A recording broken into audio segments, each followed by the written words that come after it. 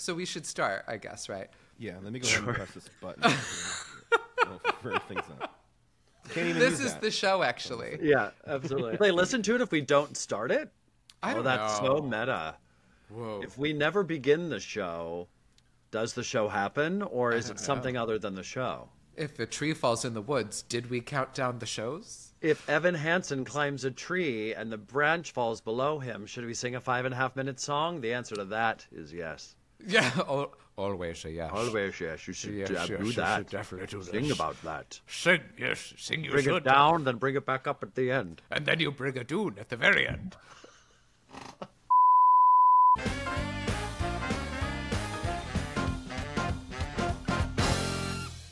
Hello! Welcome, friends, to the podcast that you are currently listening to. This is theater enthusiast Michael Judson Barry. And your Broadway buddy Ben Cameron. Yay! And you're listening to Theater Countdown. Yes, that's the name of the show. Yeah. I hope they knew that. I sincerely hope so. Watch, they were like, wait, I thought this was going to be about cooking or something. But it's based They on thought the it was title. the Attry Countdown. And they're like, Hey. I wanted to hear what the best Attrys were. Actually, I'm still wondering what the best Attry were. That'll be the next show. Sorry, I lost myself for a second because I'm so excited that we have a guest today. And as I'm new to the show, this is my first ever guest experience. We're like gay So- dads.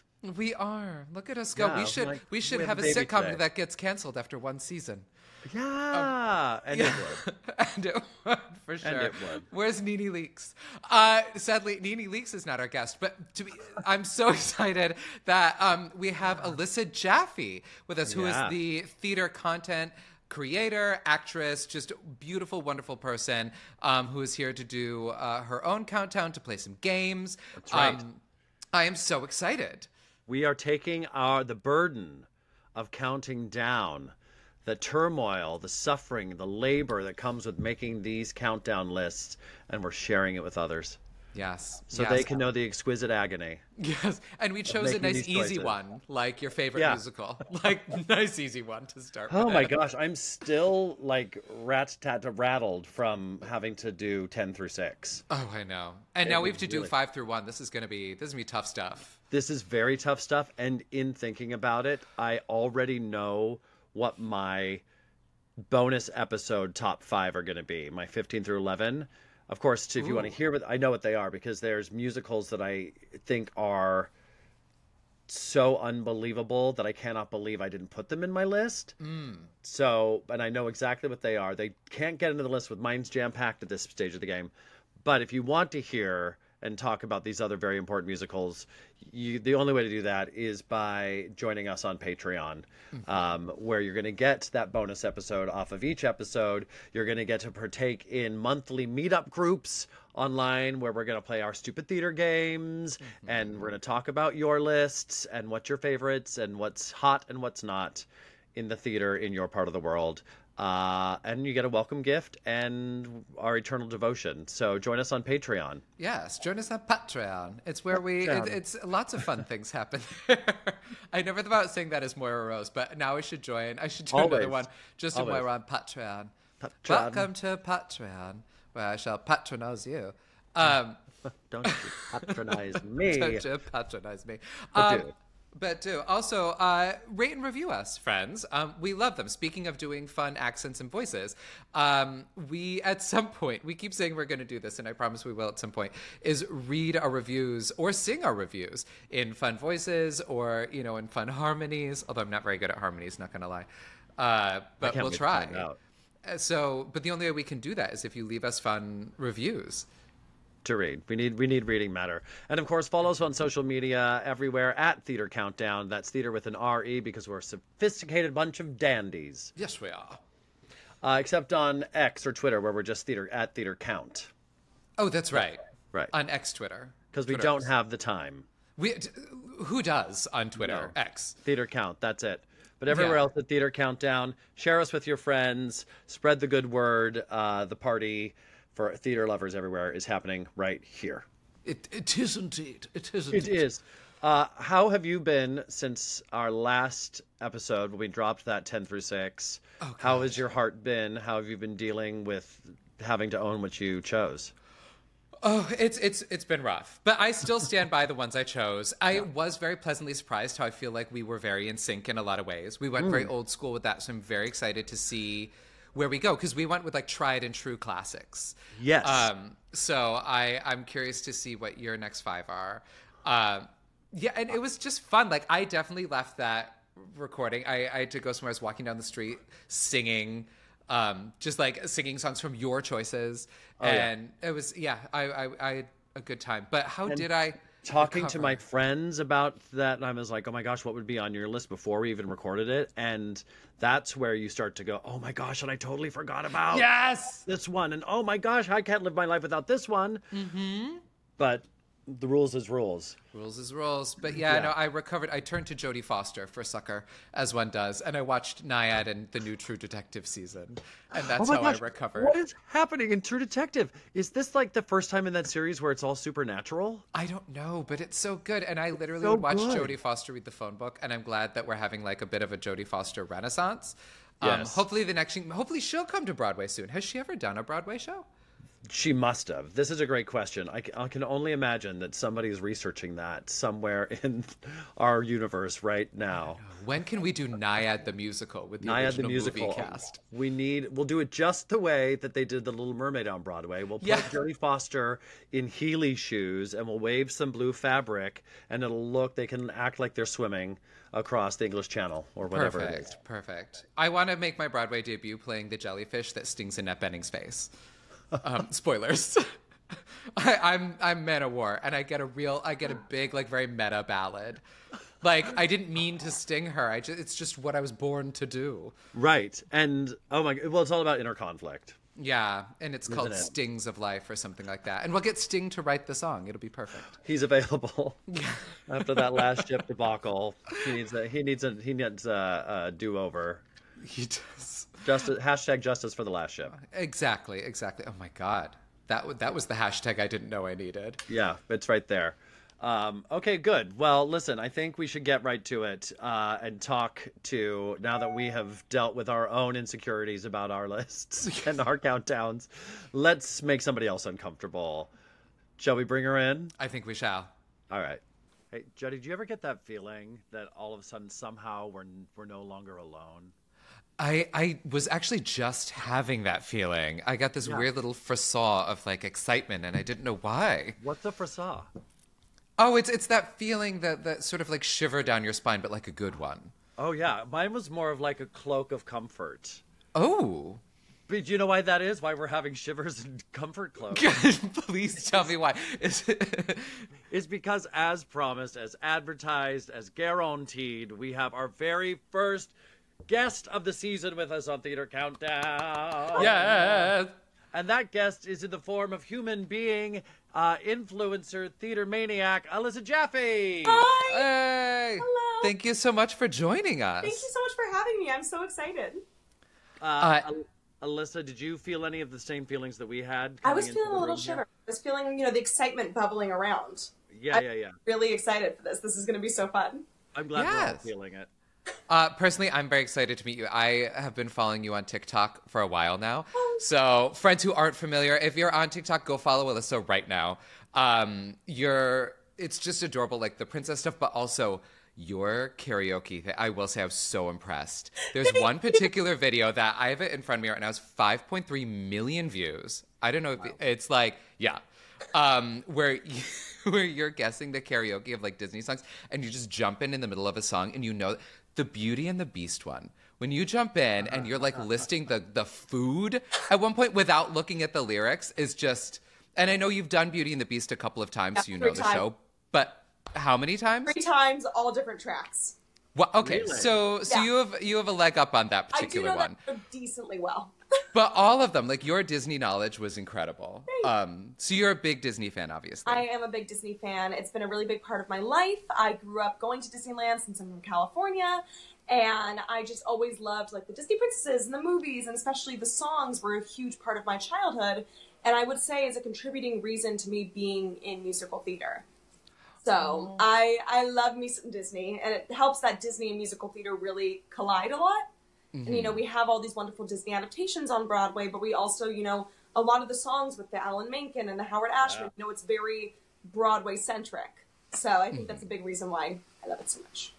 Well, of the Disney on Broadway umbrella, which one really tickles your fancy? Is it Beauty and the Beast.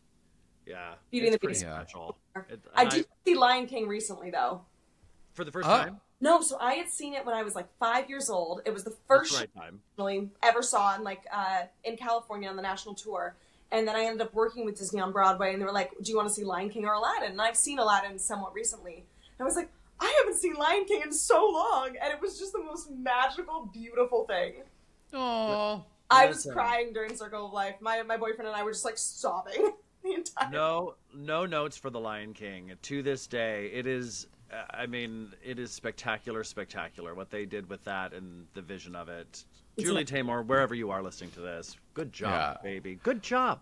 Yes. And I was going to ask you, too, because I know you do TikTok musical theater challenges as well, where you have challenged people to, like, sing lyrics from shows, like Tony-nominated shows, things. Have you ever gone and, like, watched the ones that people do? Like, I don't know if any, like, favorites stick out either because they were so great or they were so just, like, bamboozling. Like, what?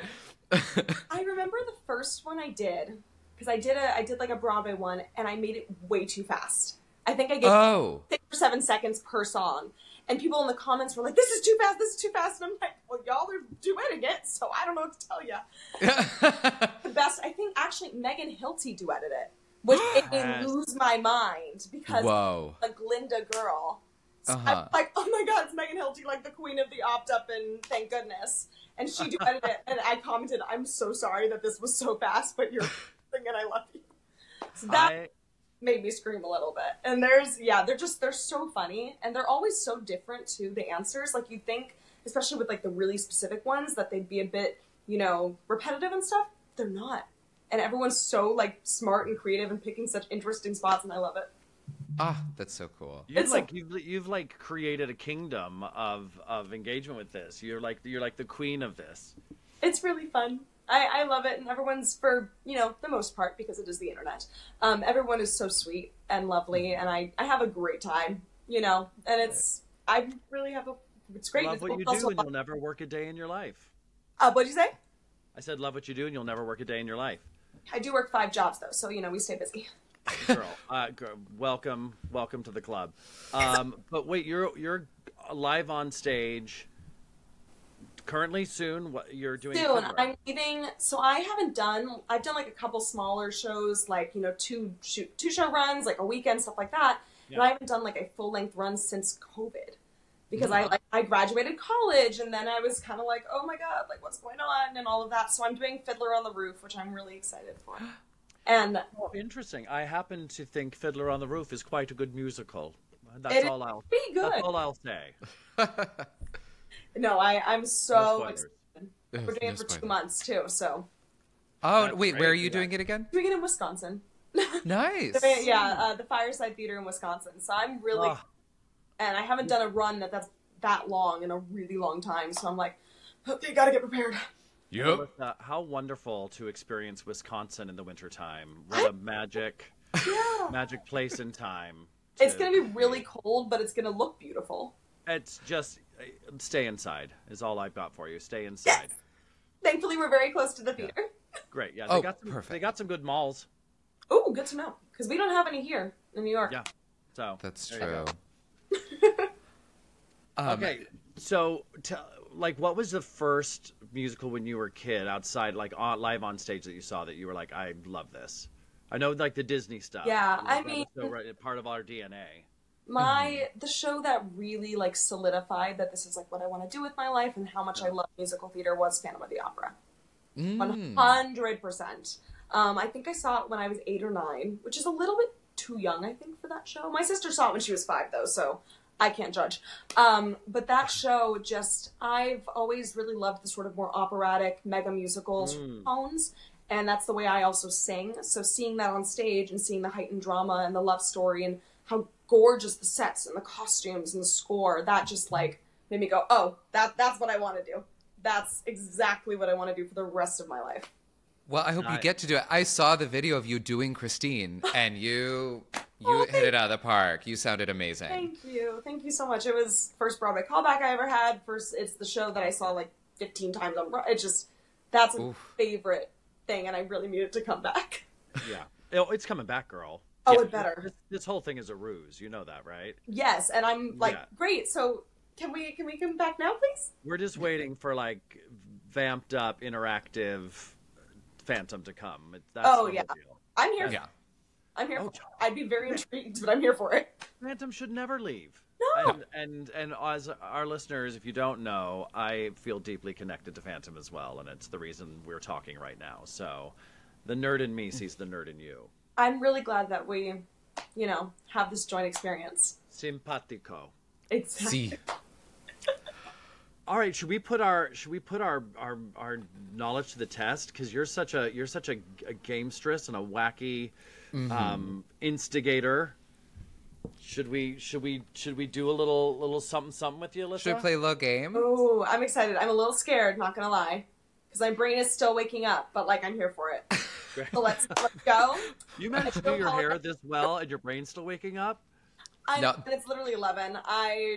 My sleep schedule is horrible. No, that's how you know you're a true musical theater girl. Yeah. Like, your hair and your makeup are perfection. Yeah. The rest of you might still be waking up, but you are, and I bet those 32 bars are ready to go. Ready to go. The book is ready. The book. Yeah. You know what it's you wake up at 5 a.m. no matter what, and you immediately start curling your hair and beating your face just in case an EPA happens to be announced. Literally. Yes. Yeah.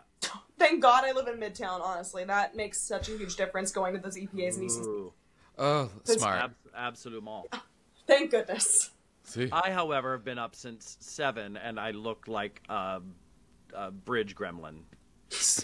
Pretty much. I think you look great, but a bridge gremlin, I'm going to use that. I hope you know. Yeah. I'm stealing that. That's great. I think it's a gremlin who works either under or on the edge of a bridge. Yeah, I appreciate it. Yeah. You said options. Yeah. Yeah. That's what life is, choices. Let's make some choices in this game. Here we go. Yes, Chris? let's do it. Oh, my God, I'm so excited. Hello, let's play a game. Let's play one of my favorite games. Okay. One of the listeners' favorite games. This game we played last season on Theater Countdown. It's called the Odorb, which, as we know, is Broadway spelled backwards. Yeah, we knew that. Obviously, who doesn't know that? Yeah, we all knew basically, what we're going to do is I'm going to be playing. I'm going to be playing some popular show tunes in reverse. Your job will be just to say what it is, but to make it a little bit more complicated, you have to put the words of the title in the reverse order. What? This is crazy. What? Yes. So we have to identify the musical or the Yes. song. The song, musical. excuse me. The song, and we have to say the title of the song in reverse the title of the order. song in the reverse order. Oh my gosh. Okay, Ooh. so that's like girl being enjoy I. I enjoy. Oh, okay. Oh, Right. so we're not trying to like We're not trying to like the letters. do the letters backwards. Oh my God, can you imagine? Okay. Well, No, that's that- what I that- was that would be- imagining. That was You my- like Yidorb. That's what I was like. We have to. I think the only one that we would have a shot at is we would have to go back and listen to Mary Poppins and hear her do supercalifragilisticexpialidocious backwards. Docious alexpisticfragicalirupus. Socratilaps depending on if we're on Broadway or in the film. But that's the only one I could do. The others, no. We're trying to do letters. I think you're already Sorry. in the game, Michael. That's my one party trick. I'm also with you. Like Disney was my in for musical theater as well. So like Mary Poppins was a cornerstone of my childhood. Anyway, Oh, good. Childhood, nothing. It's a cornerstone to this day. yeah, it's my go-to party trick that's appreciated by no one. We appreciate it. Chris, is it just we shout it out, or are you going to sign it to... Yeah, if you get it, if you know what it is, let me know, and then you go ahead and say it, Like and I'll that. let you know if you're right. Okay. Yeah, do one of Okay. those. Like, no. I'm just gonna like throw myself somewhere. Okay. Do whatever you need to do. Be safe. Don't be Oh, here's reckless. the about it. first one. Near fire.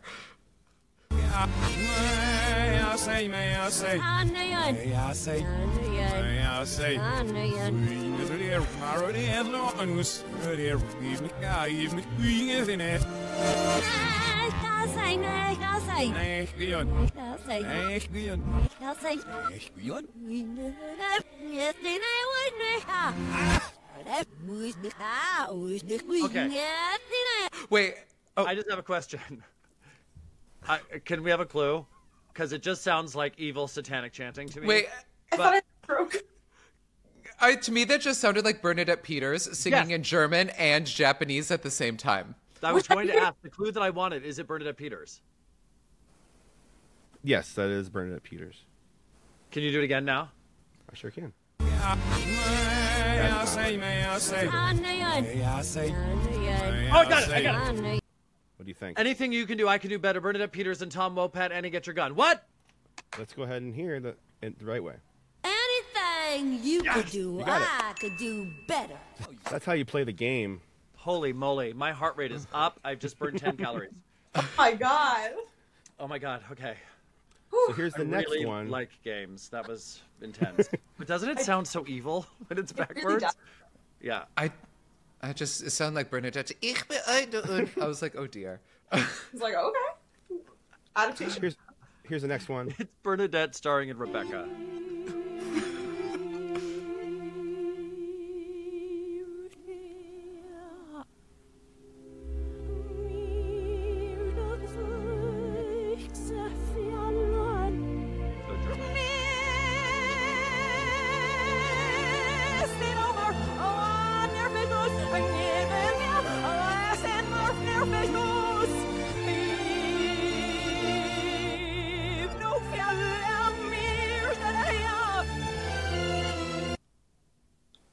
Well, whatever it is, it's epic. That's the 11 The poem o'clock is number. gorgeous. Why does it always sound like it's in German? It does. It really There's got to does. be something with the language of it that, yeah. That is too funny. I was trying to figure out who that was. I don't know why. For some reason, I thought it was Miss Saigon, but It could be. It could be. It has the What- mega musical sound to it. because at first it sounded a little Leah Salonga, but The thing I is, could at be the wrong. beginning of, which would be the end, whatever, it has a really big moment, but then it quiets down at the end. Because what we heard at the beginning was very like, whoopee, poopee, and then it was loud. And then she said belt. Yeah, and then she said yeah. belt. And there's a little bit of chorus going on. Yeah, they got to back her up. I say shoot your shot, Michael. Do it. Because I don't know. Is it Sim Naigas? How do you say Miss Saigon? It would be. Oh, It I would be forgot to do the. it It would be backwards, the. sorry. Yeah, you didn't do the. Ben didn't do it for the last one, but I'll give you that point because the points don't really matter. And I will give another hint. It's not Miss Saigon. Okay. Ooh. The other hint is you're wrong. Yeah, the other hint is don't bother. Rain is going to Les Mis, but I don't think it is. Or maybe it is. Can you play it again? Oh, wait, I got it! What do you think? I'm trying to put it backwards in my head. Dreamed I. Oh! Let's hear it. I had a dream my life would be. Very. Yes. very Well done. Oh, you grappled that. How do you feel? I feel really happy because I fully thought this entire game I wasn't going to get a single one right. So that feel like- I don't get any more from now, at least I got one. But do you feel like that, right? Like, do you want to Hulk out and, like, start a fight? A Are you little so bit. jazzed? I mean, I'm also Yeah. a Marvel girl, so I'm like, let's go. That's Oh, that's the other right. thing. You are a We big talk- Marvel girl. I'm a huge Marvel nut myself. I have Marvel things everywhere, and I've got the Marvel Encyclopedia, Yes. and I play Marvel Strike Force on my phone every I day. do. Do you really? What's your name? I don't even remember what it is. It might just be Alyssa. No, Oh. I have it. Yep. It's on my phone. Do you think we've battled each other It's very possible. in the real-time arena? No, literally, I have it. Wait, I do too. Look, it's right here. I'm not kidding. We both have it.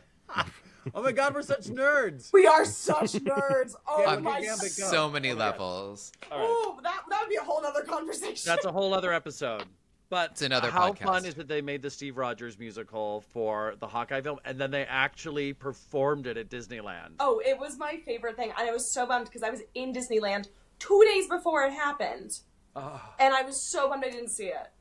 oh my I mean, god. thank God for the slime tutorials. Thank goodness for the bootlegs. But I was like, this makes me sad because this is combining all of my loves Oh my God. So I knew that about you, about the Marvel thing. Okay, we've got it offline. All right, back on the game. Sorry. All right. Here's the next song. Oh, I just want to remind everybody that Michael doesn't have any points yet.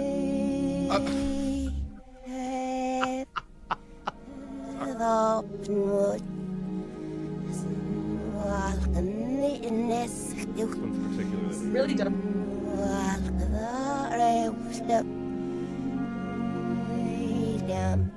Oh, I have it. It's Glynis Johns, and it's music Little Nia, and she's singing "Send in the Clowns." Oh, well, then in that case, that is right. My fault. Yeah. I feel. Yeah. I thought that you want what I want. I love Little Night music. Four. I was like, I know that orchestration. Well done. And that also brings your Mary Poppins back.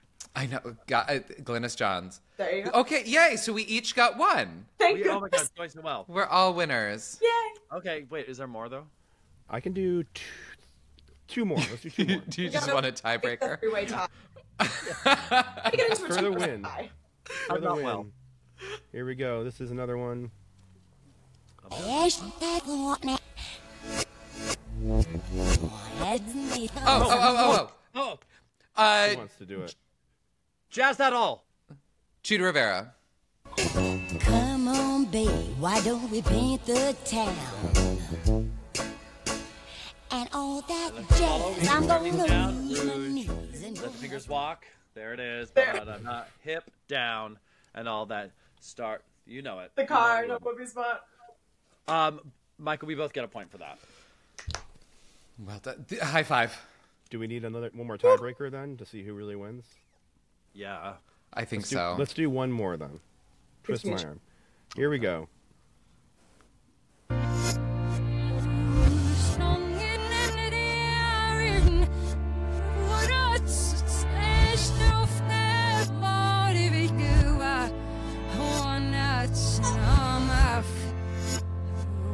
You think you got it? What do you think? I feel like I'm wrong. I'm trying to put it backwards in my head. Hold on. Do, can, baking what? Certainly on the right track. Let me play it. Oh, Oh, wait, then, hold on. the other song. The other one? No, putting it backwards in my head is killing me. It's okay. Mine be to use she? Let's hear it. She is gone, but she Got it. used to be mine. Is that a three-way tie?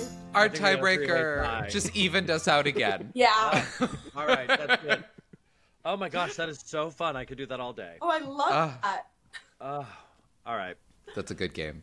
Now that we're all winners, Alyssa, of course, we brought you here to talk all about you, and what we need to know most importantly from you is the most vicious question that we've even asked ourselves ever for this episode, which is, we need your top 5 musicals. This was really hard, by the way. I hope you know this is Vicious. We really know. challenging. Yeah, was rough. we chose it, and we hate ourselves for it. Yep. No, I was Why would we do going, this to ourselves? I know like my top 3, but like there's so many others that could qualify into a top 5. My brain was like, this is impossible. Yeah. It is. So, and I was Well, like, back and forth too, and I was like, like I feel like I'm deceiving people by certain ones not being on this list. Yeah, but I want you to know that you're in a safe space, Thank you. and that we understand that this could change in your heart and your mind at a moment's notice, True. and that your love goes oceans beyond what you're able to say in this top 5. Yes. Your heart will go on. Yes. Nice. Okay. We love a Celine Dion moment. Yes. It's in a musical now. Yeah. Forget it. It's so fun. Titanic. I'm obsessed. Someone it's made that- it just for me. Yeah. No, I love All right. All right, shall we? What's your what's? And the Sharpay. red leather, yellow leather, red leather, yellow leather, red leather, yellow leather. There you go. All the leathers. All the leathers. All right. All right. Should we just hop into it? Hop in. For it, Okay, lady. so starting from 5 to 1, correct? Yes. Okay, so number 5, I love this musical, is Into the Woods. I adore Into the Woods. I would Yes. sell my soul to be in Into the Woods. I would like to play every part in Into the Woods. It's giving the Cher video. I will be playing all the parts. I'm a big Sondheim girly, and that was also what was hard because there were like 4 Sondheims that I could put on this list, and I was like, I have to narrow this down and not just have Sondheim musicals. Yeah. But I think it's also because it's, it is, even though the movie was Disney, but with Disney, it's all the fairy tales, and I'm a big fairy tale girl. I have the Grimm's Brothers fairy tales on a bookshelf. So it's like the combination of that with musical theater and the gloriousness that is Stephen Sondheim. Yeah. Always been. That is Perfect. an exquisite choice. Yes. It's glorious, and every song in that show just gets me. Yeah. Wouldn't it be interesting if that came up again at some point? But I'm not saying a word. All right. Strong choices, Jaffe. Strong. Brilliant. Strong Fully for support five. it. Continue. Off to a great start. Off to a great start. Number 4 is Wicked. I really said we're picking all the popular musicals, and that was pun intended. Thank you. That got me. That actually got me really good. I'm really enjoying this moment together. Wicked was the first Broadway musical I ever saw, the first musical I ever saw on Broadway. And How old were you? my mouth was just on the floor the entire time. I saw it when I was for my 13th birthday with my family. We all flew to New York for my 13th birthday. And I remember Glinda coming down in that bubble and me going, I want to do that. I love it so much. I actually, one of the jobs I do is I do merchandise for Broadway theaters, little survival gig, and I work at Wicked. So it's really cool to also see all the little behind the scenes thingies there. Because it's such a gorgeous technical show, and the score. And it's just, there's so much there. And there's so much with those 2 women. And I love seeing a show about, yes, it's the love triangle, but it's really about these 2, this friendship that is so beautiful. And I never want it to die. I love Wicked. I think you're being very generous to suggest that it's about the love triangle. I think we all know that's pretty flimsy. It's about the ladies. It is about, like some people might say, and I'm like, no, it's not. It's about Glinda and Elphaba. Thank you. Yeah. Fierro? Who is he? Who is he?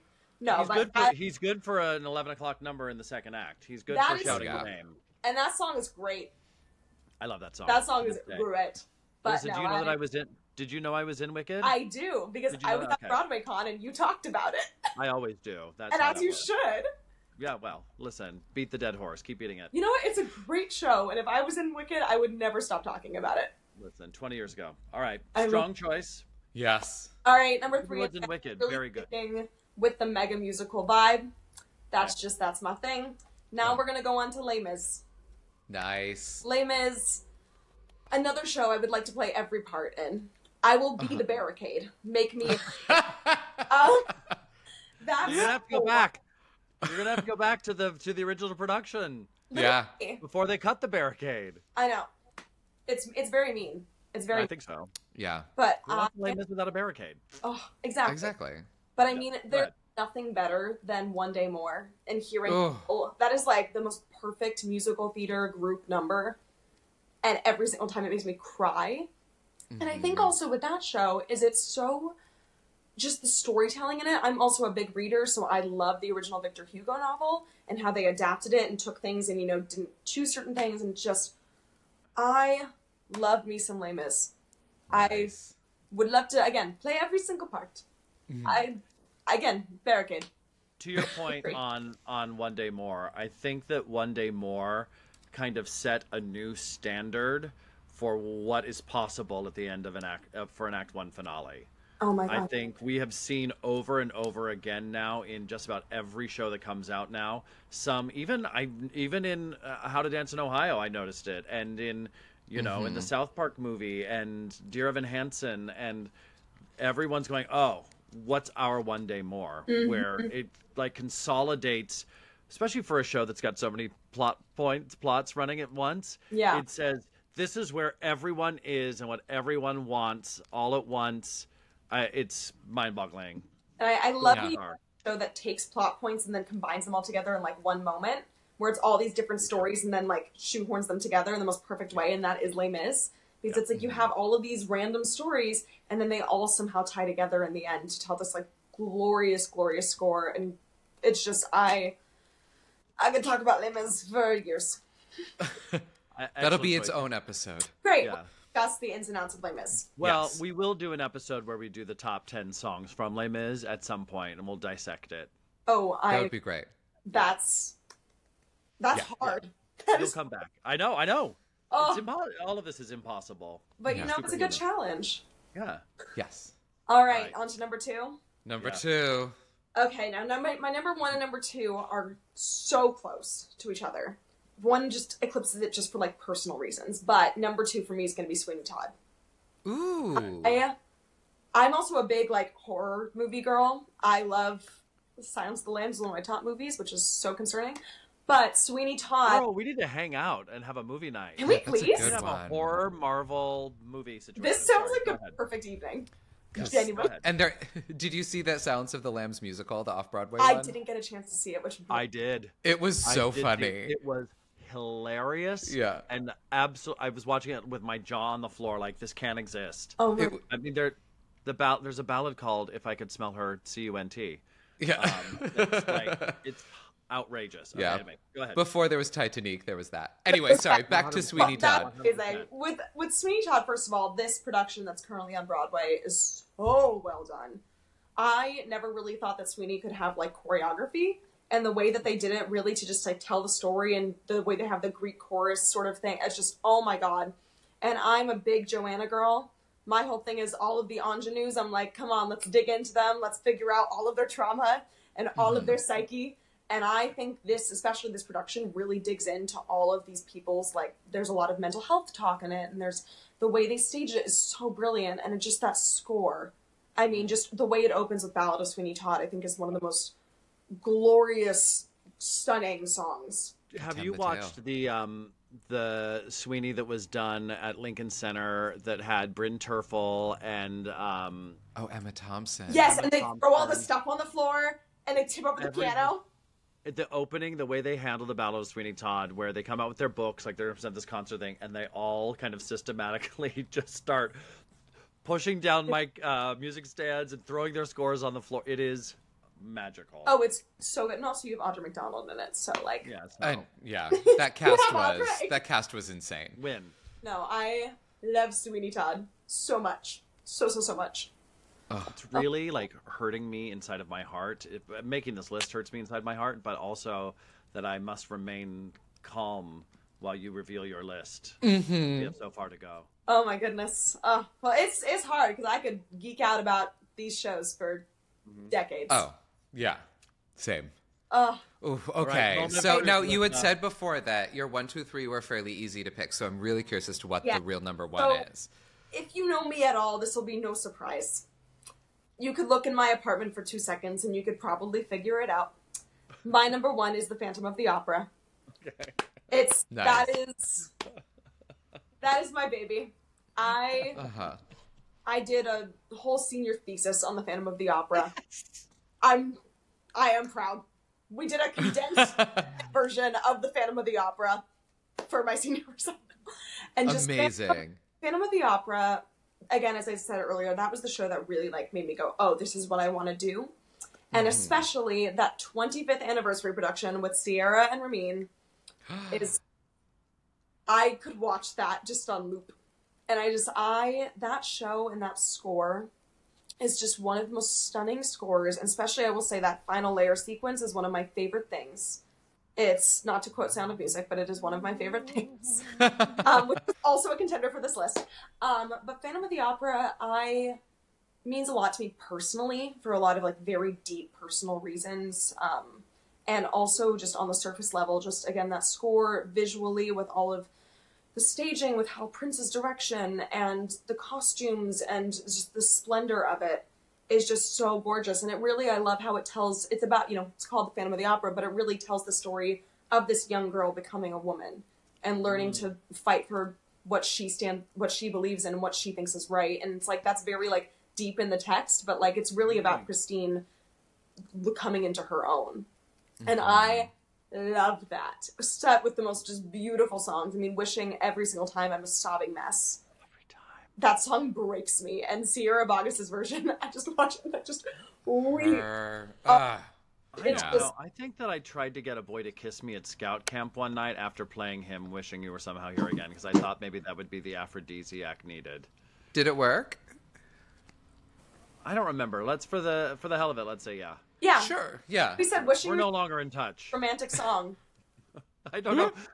I think that intrinsically within me, the build of that song had such an emotional impact that like awakened all of this kind of fire in me, hearing that music, that I somehow in my tiny preteen body decided that was romantic and I should kiss You should have played All I Ask of You. whatever Spencer it was in the tent.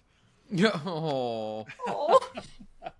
I love that. I've got stories, Alyssa. You'll hear them. In the Please. No. Phantom, Oh, God. I'm literally looking directly across from me is my like Phantom mask. Oh, Literally just right there. And there's stuff everywhere all over my apartment. It's just that show I would sell my soul to be in. I think I've already said that, but like I really would sell my soul to be in Phantom of the Opera. oh. What about, would you settle for Phantom, the more Yeston version? I actually love Because I will say, I did that when I was a kid. I played young Phantom, and I still have the mask. I actually yeah. have Home in my book. Great song. Great song. Auditions every time they're like, wait, this is so good. And I'm like, it's like, I will bring in Phantom, but I know you have heard the Angela Moore version 30,000 times. So here's the alternate version, which is Here's also the other so very good. It's great. No, I will settle for any iteration of Phantom. Great. And, give me a play. That would I'm sure there's one somewhere. I'm sure. But yes, Phantom is my baby. Alyssa, you're awesome. You belong in the club. You're part of the club. Thank you for sharing all of this with us and for being my identical twin that I never knew I had. I'm really glad that we have discovered this thing about ourselves and that we are like, oh my God, sibling. Yeah, it's important. No, thank you guys. Make sure, everybody, that you're following Alyssa on TikTok at Alyssa V. Jaffe. The V is very important. It is. Very important. Because Alyssa Jaffe was taken. Rude. Yeah, and where is she now? And it's the same on Instagram, right? Or is Yeah, it? that consistency. Perfect. Yes. Yeah. Friends, go follow Alyssa. Do your musical theater challenges. Duet her. See which amazing lyrics you can come up with. I can't wait to go see them. Yeah. Great. No, thank you so much for having me. This was so much fun and a perfect start to the day. Yay. Thank you. All right. Thank you, Alyssa. Thank you. We did it. She is the only way to describe her is totes adorbs. And Totes I know adorbs.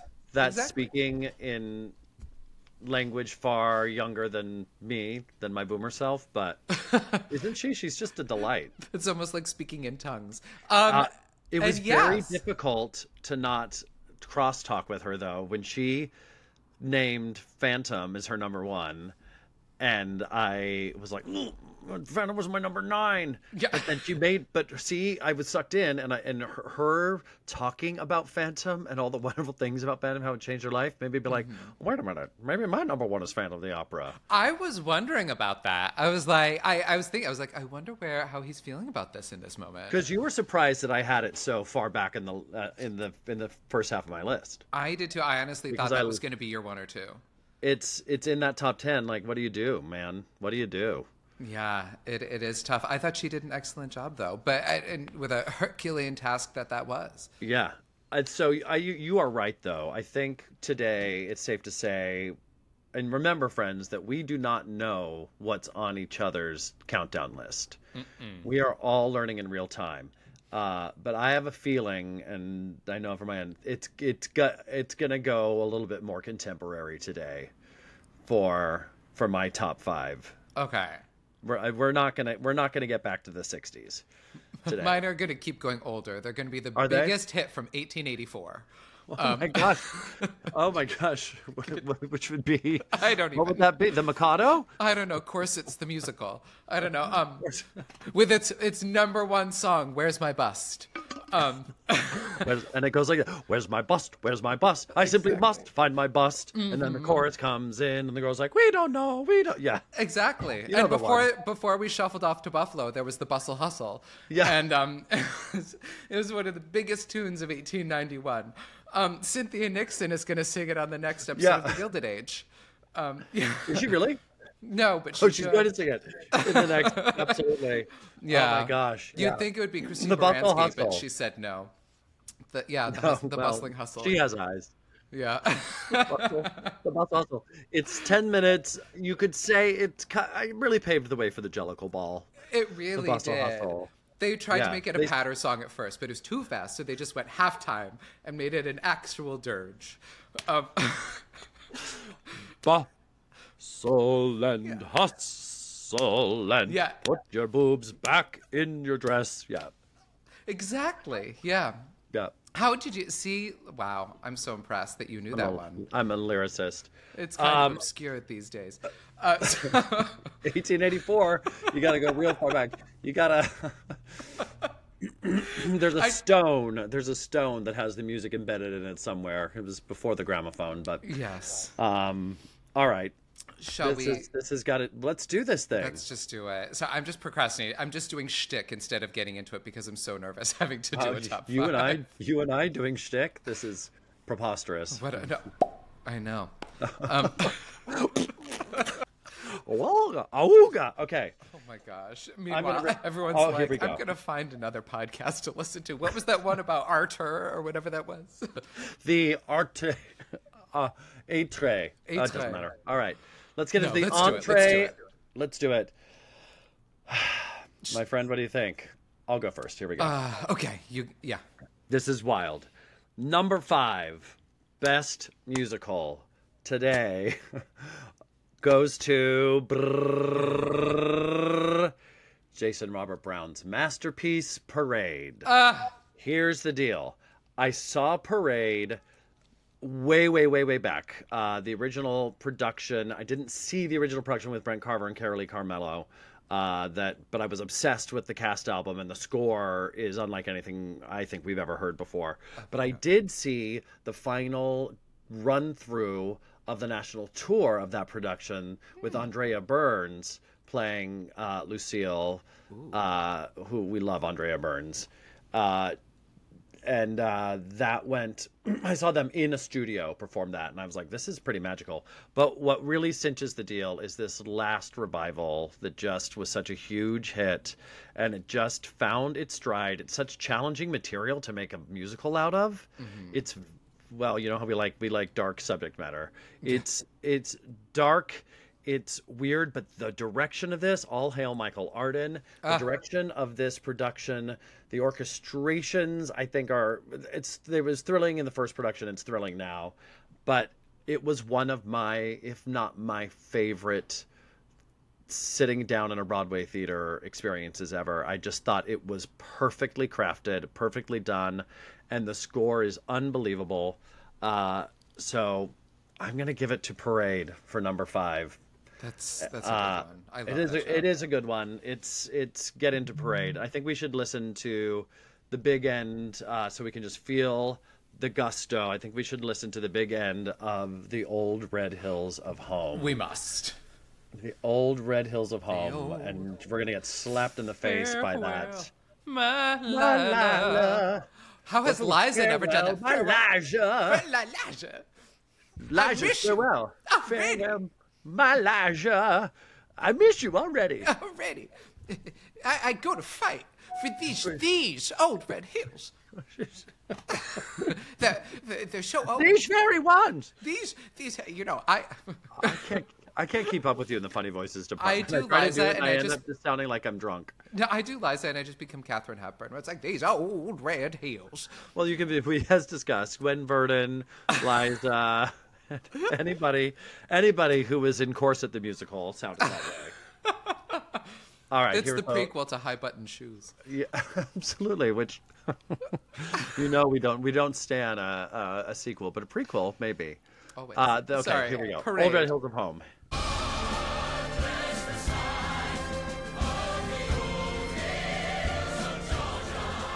That doth a musical make. In my estimation, that is thrilling. I got chills listening to that just now. I get so into it. And song for song, it's Jason Robert Brown, so it's incredibly smart.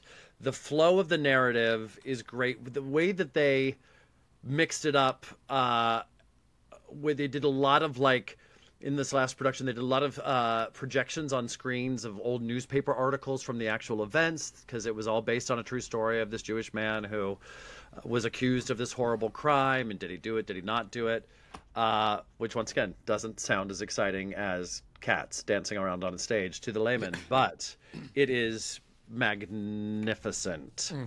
I get any song that makes me couch march. Which, if you know what that is, it's where you're just sitting on a couch moving your arms back and forth like you're marching. It's like marching, but a lot less taxing. But I love how like any song that feels like a march song is just so satisfying. It's just so powerful, and there's the ballads in there are incredible. And Michaela Diamond, she played it so opposite the kind of really big brass of Carolee Carmello. Against Michaela Diamond, who played it kind of much softer, but both so effective, I think speaks to how powerful the piece is and what a great, great musical it is. I love it. Yeah. All right. What do you think? Oof. Okay. Also, real quick, I had an image of a whole lot of people trying to march to that song, and then, when the rhythm shifts just a little bit, and they all just sort of fall. Over each that other. Was my picture, a bunch of toy soldiers just tripping. The toy soldiers in the Radio City show. Yes. Okay. My number 5 is 9, the musical. 9! I love 9 by Maury Yeston. I think this is one of the most beautiful scores ever written. From the moment when the women all come together and sing the overture, I think it's just absolutely stunning. It's one of my go-tos when I'm in the car and I play every role. And there's at least 9 of them to play. There's so many, at least 9. I remember when I was young, when I was a wee filly of a person, I saw the big revival of it, not knowing anything about it. But Antonio Banderas. So I saw the replacement cast. So I didn't see... John Stamos? I saw John Stamos. So I didn't get to see Cheetah Rivera. Luckily, I got to see Cheetah later in another show, but I saw Eartha Kitt. Oh, It was John Stamos, Eartha Kitt, Sarah Gettelfinger had taken over for Jane Krakowski. Rebecca Luker had taken over for Laura Benanti. Wow. And Mary Stuart Masterson. She was the only one who was still on the show. And her Italian accent was the same. But she was so good though. I knew nothing about the show going into it. A family friend took me. I happened to be visiting New York and she was like, let's just go in. We went to TKTS. We got tickets. We went and saw it. And just like Eartha Kitt alone. I'm sure Cheetah was brilliant, but Eartha Kitt was doing the Folie Bergère. Like she was born to play this role. She was born to roll and those she had R's, them completely. She had them completely redo her costumes. But she looked stunning. John Stamos was amazing. John Stamos has done a couple musicals on Broadway. He's done a few. Yeah, he did Bye Bye Birdie at Lincoln Center. Yeah. Yeah, he did. Wait, why am I blanking on the song at the end that Guido sings? He does that. It's one of my go-tos. Like when I'm sad and I need a good, when you need to like cry to a song. Oh, absolutely. It's that I Can't Make This Movie song, and then it goes into Getting Tall when the little hymn comes out, and he's just like basically falling apart as part of growing up. Like it's so beautiful. Yeah, I just remember leaving that theater like my jaw was just on the floor. It was one of the most exquisite things I'd ever seen. Now, what do you think of the movie? I was really sad about the movie because I was so excited for that film. And it was Rob Marshall, and he had just done Chicago, and I feel like the Chicago movie is unbelievable. And I was like, oh, so 9, he's going to hit this out of the park. Yeah, I mean, I don't want to say I don't love the changes that they made. I just have a thing when they do this from Broadway to movie, or even movie to Broadway, where they make what seemed to me like very unnecessary changes. Like why the Cheetah Rivera character went from being the producer to being British and a costume designer. Like I love Judi Dench, but I was like, why? Right. Right. Things like that, where I was like, why couldn't she have stayed Fergie, the producer? I actually thought Fergie was nailed it, and that amazing number, Be Italian. And I mean, I love Be Italian. But yeah, that's one of those scores that I just think is stunning. I will say for the movie, because I don't remember being so in love with it, but it did give us Cinema Italiano. Yeah.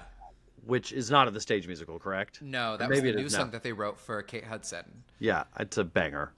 It's a good one. It's a banger. I will say, it's still a great movie. It's just I think I loved the musical so much that I was one of those purists that was like, how dare you change a thing? Yeah, of course. And that revival though, where they had the big mosaic at the back and water was just trickling down, and when they flooded the stage, the whole thing was just stunning. Oh gosh, and even Raul thinking of Julia was the original Raul Julia, the original. back in the day. In the 80s? When did that come out originally? Let me see. That originally 1982 was the original Broadway. But yeah, shall we? Oh gosh, and I think we have song to. I think this choose is from? a delicious, obscure piece of pie that I think we need to serve to the people. I guess it is obscure, but I guess to me, I'm like, everyone knows 9. This is twice you've mentioned Maury Yeston. I know. I guess I really Which like I love. Maury Yeston. Yeah. So you tell me which one you think would be more fun to listen to. So there's obviously Unusual Way, which is just an absolutely stunning ballad. That's the which, if hit, we're doing the right? revival cast, it would be Laura Benanti, just like soprano Glorious. goodness, or Be Italian when they do the big conclusion to Be Italian. Oh, let's with do all Be the Italian. tambourines. Because I want people to. I feel like this is a moment that maybe some people aren't as familiar with the show because it is lesser done.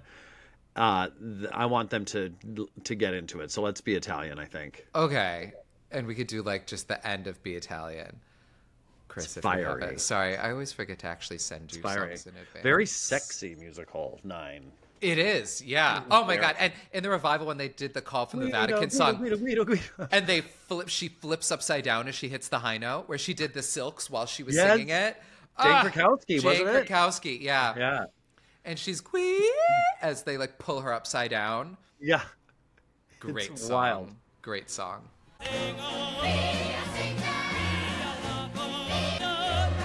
You rapscallion.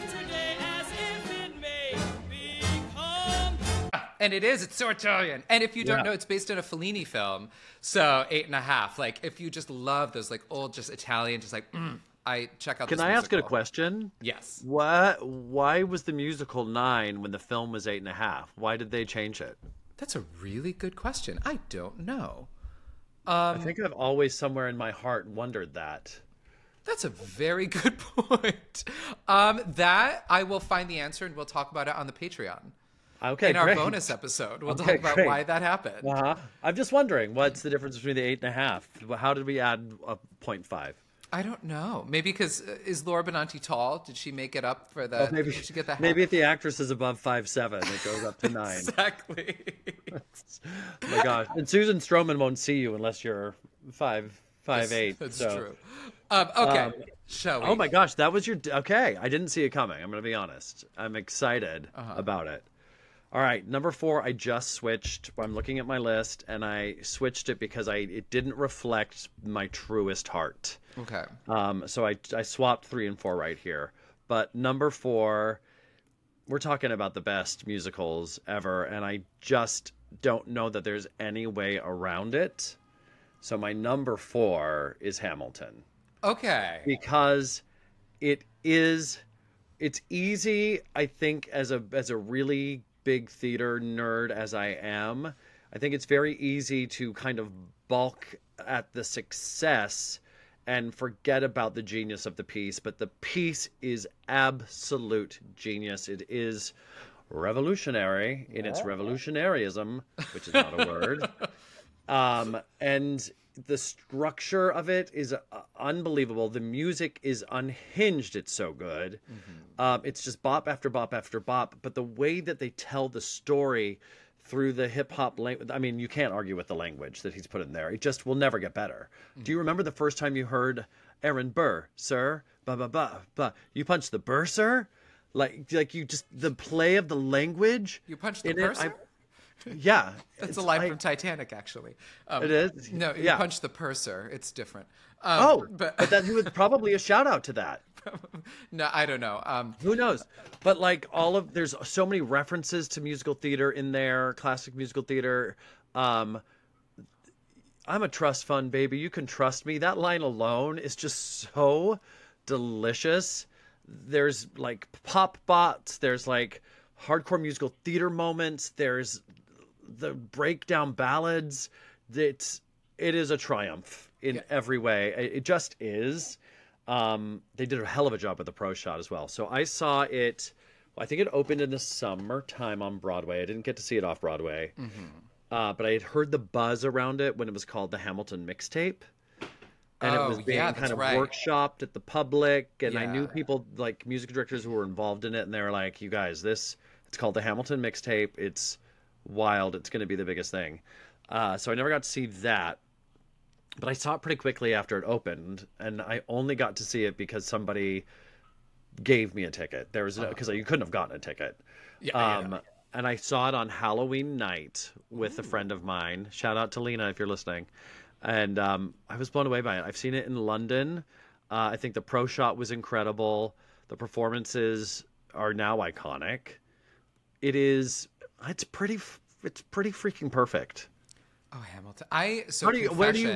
Where are you on the scale of like Hamilton craziness? This is where, oh gosh, I mean, it's like being on Breaking Bad fans. It's one of those shows. So my thing with Hamilton, I didn't want to walk into it with any preconceived notions because I obviously couldn't see it to the public, but I knew all the buzz around it, and everyone was like, "This is the most brilliant thing ever," and I was very proud. Like I did the same thing with Book of Mormon. Like I didn't see Book of Mormon until actually Ben Platt was in it, but I hadn't listened to the soundtrack. I went into it blind, and was so glad I did because it was so funny. And I was like, I'm gonna do this with Hamilton too. So I didn't listen to the soundtrack. I basically avoided everything about it at all costs, which I realized in hindsight I think was wrong. And it was great. I ended up getting a free ticket because I was working at TKTS at the time, and our head of security, his company also did security for a lot of the theaters. And so he could just, go in-house and get us tickets. So I went and saw Hamilton, and it's so fast. They go through, I mean, it's a 3.5-hour show, but there's so many lyrics. And it's one of those, I came out of it and I was like, I really appreciate what I just saw. But I missed about a quarter of the words because they happen so fast. And I think most people wear that soundtrack out before they even walk into the theater, so they know it. And the problem was glad that I did. The problem was I watched it, and when you're not catching it, it's like, okay. And I could appreciate it, and I thought the King was hysterical. I loved his songs. I thought the choreography was spectacular. I thought the overall experience.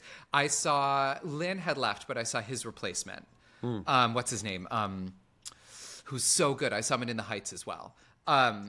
Miguel Cervantes? Is that? He took over for Lynn in the Heights too, but he's so good and he was fabulous. But yeah, it was I saw Hamilton. I walked out. I was like, okay, I saw it. And I actually never went back and listened to the soundtrack. I've not watched the Disney one. It sort of was like one of those shows. I was like, cool, I did it. And I can't say I loved it though. It didn't. I appreciated it more than I enjoyed it, if that makes any sense. Like, that's how I feel about Breaking Bad, too. I'm like, this is a brilliant piece of TV that just isn't for me. And that's the wonderful thing. So we're not going to hear it in your top 5 then, I guess. It's not going to be in my top 5. It's not going to be in there. All right. I think it's a masterpiece, and we should listen to it now. And I think we just got to listen to the end of the Schuyler Sisters when it all overlaps, because it is just such a bop. In the greatest city in the world, in the greatest city in the world. Oh, it's so good. It's so good. Schuyler Sisters. See, that's the thing. Like I said, I appreciate it's genius. Can I challenge you now with this preconceived notion of it and your journey with it so far to just give the cast album another shot? Okay. Do you mean give it a shot at all? Give it a shot at all. And just let it play through. Okay. And tell me what you think. I totally will. I will. Hear that. Hear that.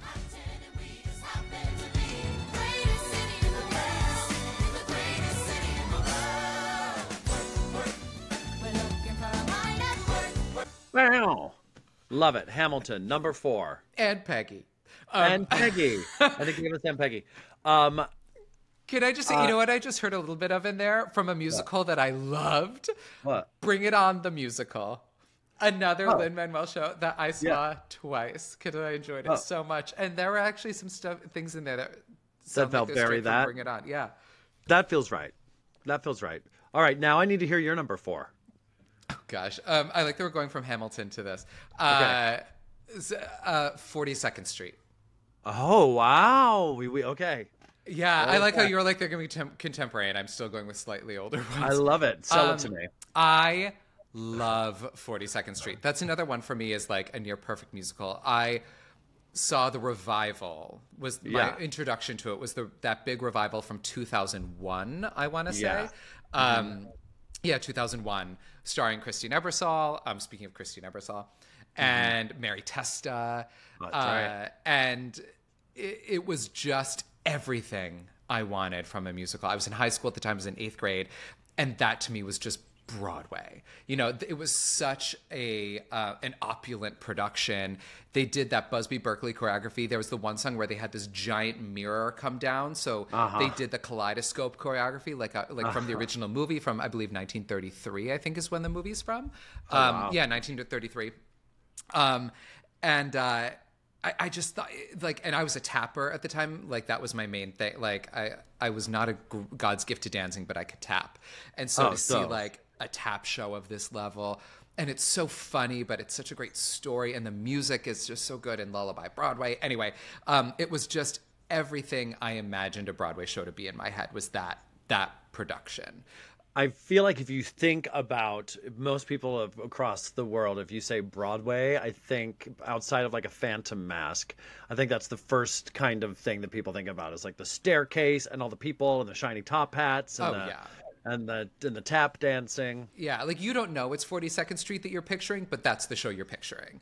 Right, exactly. John Q on the street, if you're like picture a Broadway show, they're picturing 42nd Street. Yeah. So, and I was lucky enough to do 42nd Street twice. And it's also just such a fun show to be in. I just love it so much. So that's why it's my number 4, because to me it's such a like quintessential Broadway show. And at the time, my uncle was dating a dancer, the same woman who took me to a couple of shows, but she was friends with Christine Ebersole. So also we got to go backstage and meet Christine. And she had just won the Tony for it. And she was so lovely. And personal story with that, too, and maybe this is why. So that uncle, who's a fireman, and he was that year killed in 9/11. Oh, wow. And Christine had just met him, and he didn't know who she was. He was like, for a leggy blonde, you sure can sing. And she thought that was hilarious. And she reached out to our family after 9/11, and she was like, he was so wonderful, and I want to do something. You know, I'm here and I want to do something. And his funeral was massive. It was at St. Patrick's Cathedral. It was the full front page of the New York Times. They closed down Fifth Avenue because he became one of the big heroes of 9/11. And so his funeral was this huge thing. Every major politician came. So she reached out to my mom, 'cause she was his big sister, and she was like, is there anything I can do? And my mom was like, I don't know. You sing, right? Would you sing? And Christine's very religious, and so she came and she sang at my uncle's funeral. No way. And she, to this day, like, we're still in touch, and she kept his prayer card from the funeral, and she said every show I've seen her in subsequently, she keeps his picture like on her makeup table. And she's like, I keep him with me every show I do.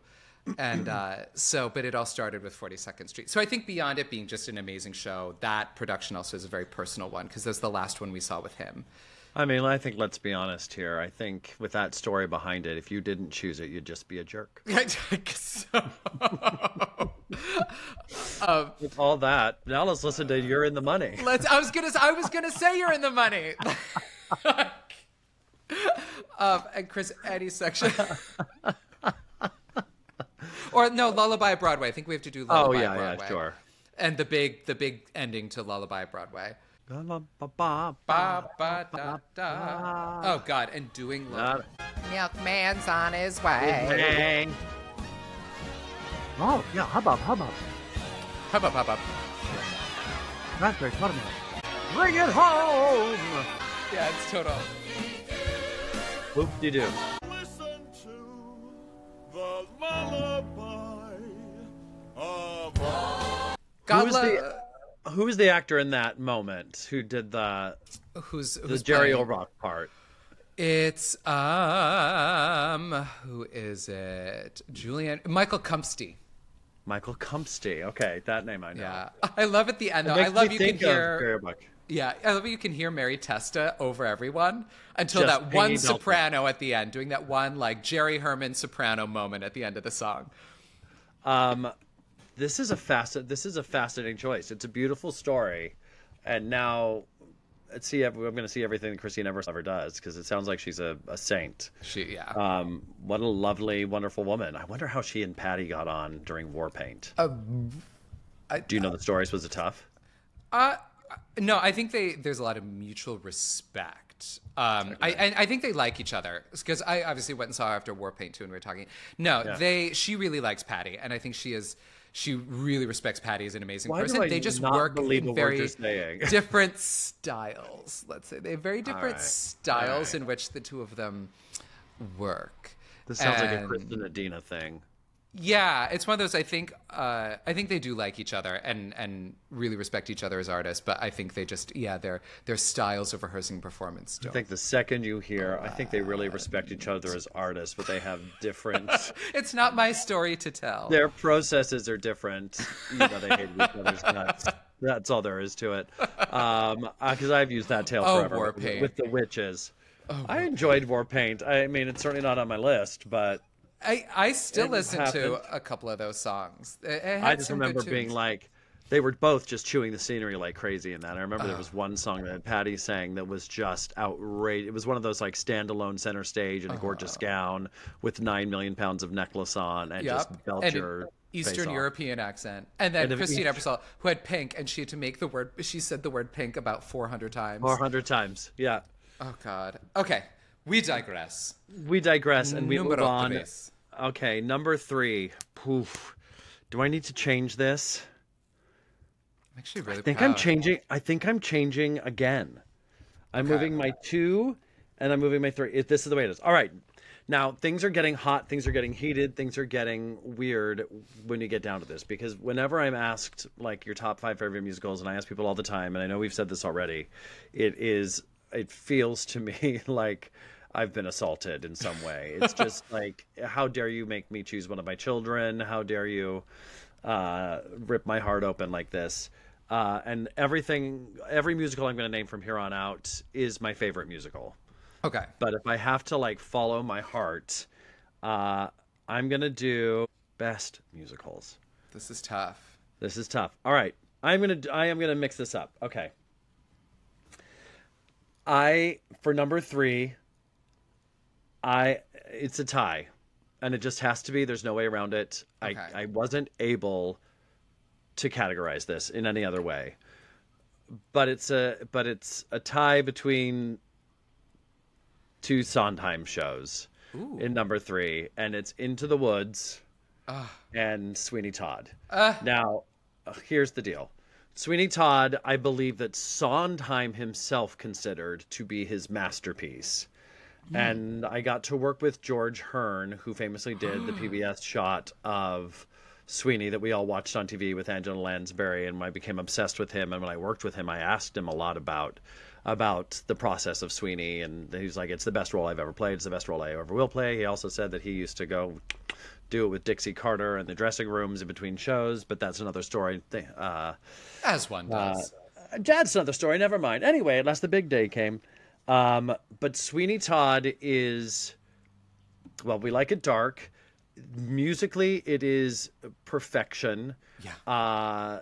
Narratively, it's brilliant. I will never get that film out of my head.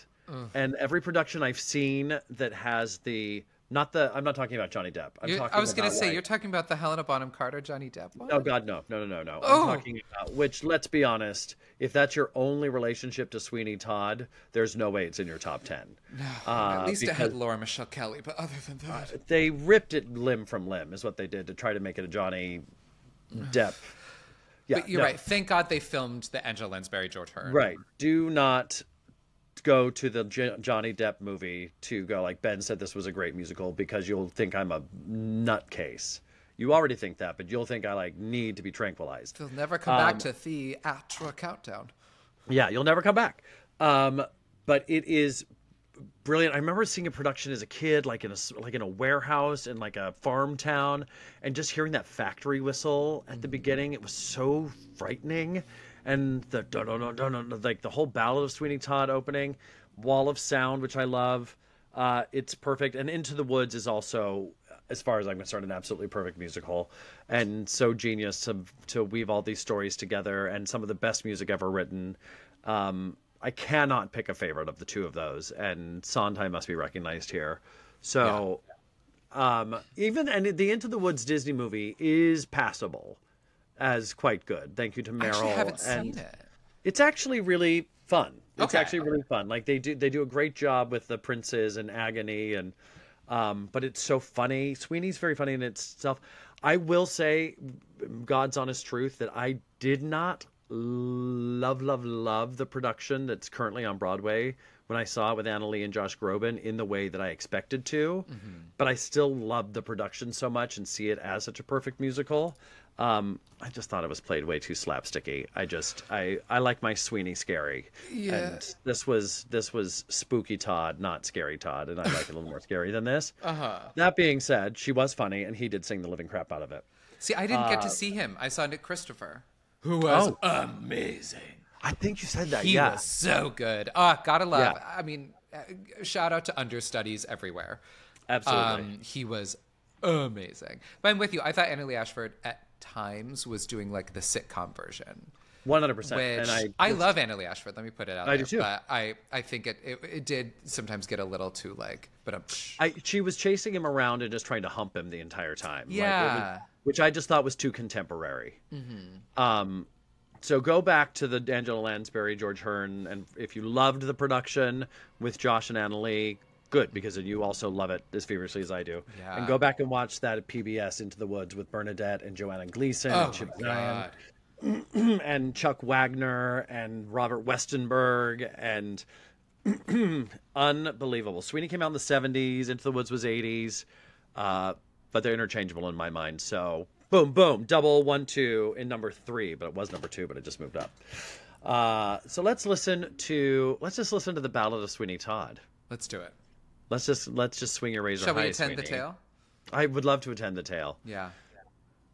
His eye was odd. What? That's a shame. That was They say in the song. like The Peter problem Falk. for me He is was they like take a Columbo. lot- yeah, his eye was odd. Attend the tale of Sweeney Todd. You know his eye was a lot. What happened then? Well, that's the play, and he wouldn't want us to give it away. But Sweeney, another fleet, straight. We're missing that. But you even listen to that music, that scatter of the music there, it throws you off kilter. It's so genius. It all makes you feel like you're not safe. And then you get into the Kiss Me melodies and Joanna and oh my gosh, I can't separate the two. There it is. I'm I'm with a you. flawed human being and I need both of them. I wore out my Into the Woods tape that from the PBS, the Joanna Gleason one. I remember. Yeah. And then Sweeney, I've yet to I saw it with Patti LuPone in the Pie Shop. Yeah. Which I loved the Pie Shop production because it was the first time I saw it in London before it came here, and the woman who played Joanna played her like she was so severely unhinged, and it was so funny. Like she really leaned into the Stockholm syndrome of it all, and Fun. that was one of the first times I really heard the lyrics of what she sings with "I will get married on Sunday," and it's hilarious. You're like, oh, this one's bonkers, and she just wants to get out of here. She didn't even care who the sailor is. He's taking her away. It was great. Yeah. Yeah, because they don't know each other at all. They saw each other through a window for 3 seconds, but that's the theater, my friends. Yeah. Also, I'm vamping now because I'm now questioning my number 3. So I've thrown you off kilter. a little bit. The way that Sondheim did. I know because again, so when I put this list together, it very much because I knew there's no way to pick a top 10 really, because it's like top 50. So I just sort of went with my gut in a lot of ways. Yeah. And now all of a sudden I'm having this crisis of faith, like, oh my God, this should be like a chorus line, which somehow isn't even in my top 10, but I feel like it's probably you picking Hamilton just made me think of some shows where I was like, wait a minute, there's some that are just like objectively some of the greatest things ever created. Like, I will say Hamilton is going to go down as like a Shakespearean level production. And like, now I'm thinking like Chorus Line. How did I not pick that? That's considered also to be one of the greatest musicals of all time. I also, Chorus Line is also not going to be in my top 10. I think I just forgot about it. Because, confession, I've never seen a Chorus Line. I don't know how, but I never have. I didn't see it for a long time, but I grew up with the movie in the 80s, which any Chorus Line performer, of which there were many over many, many years, they hated the movie. That's what I was told. They hated the movie. They thought it was a piece of junk. But I remember seeing it and absolutely loving it because I didn't have anything to compare it to. Same. I didn't know it as a Broadway show. I knew it as like like they were all dancing and singing, and I loved the song "Let Me Dance for You, Let Me Try," and everybody hates that song because it's not music in the mirror. Wow. But I know many people would definitely categorize Chorus Line as one of the best of all time, but it didn't make mine either. But it might be in my top 15. Who knows? Oh, but I was going to say I finally saw it. In the last revival, which I also auditioned for, and I got cut. Lame. Even though I danced really well because they didn't like my feet.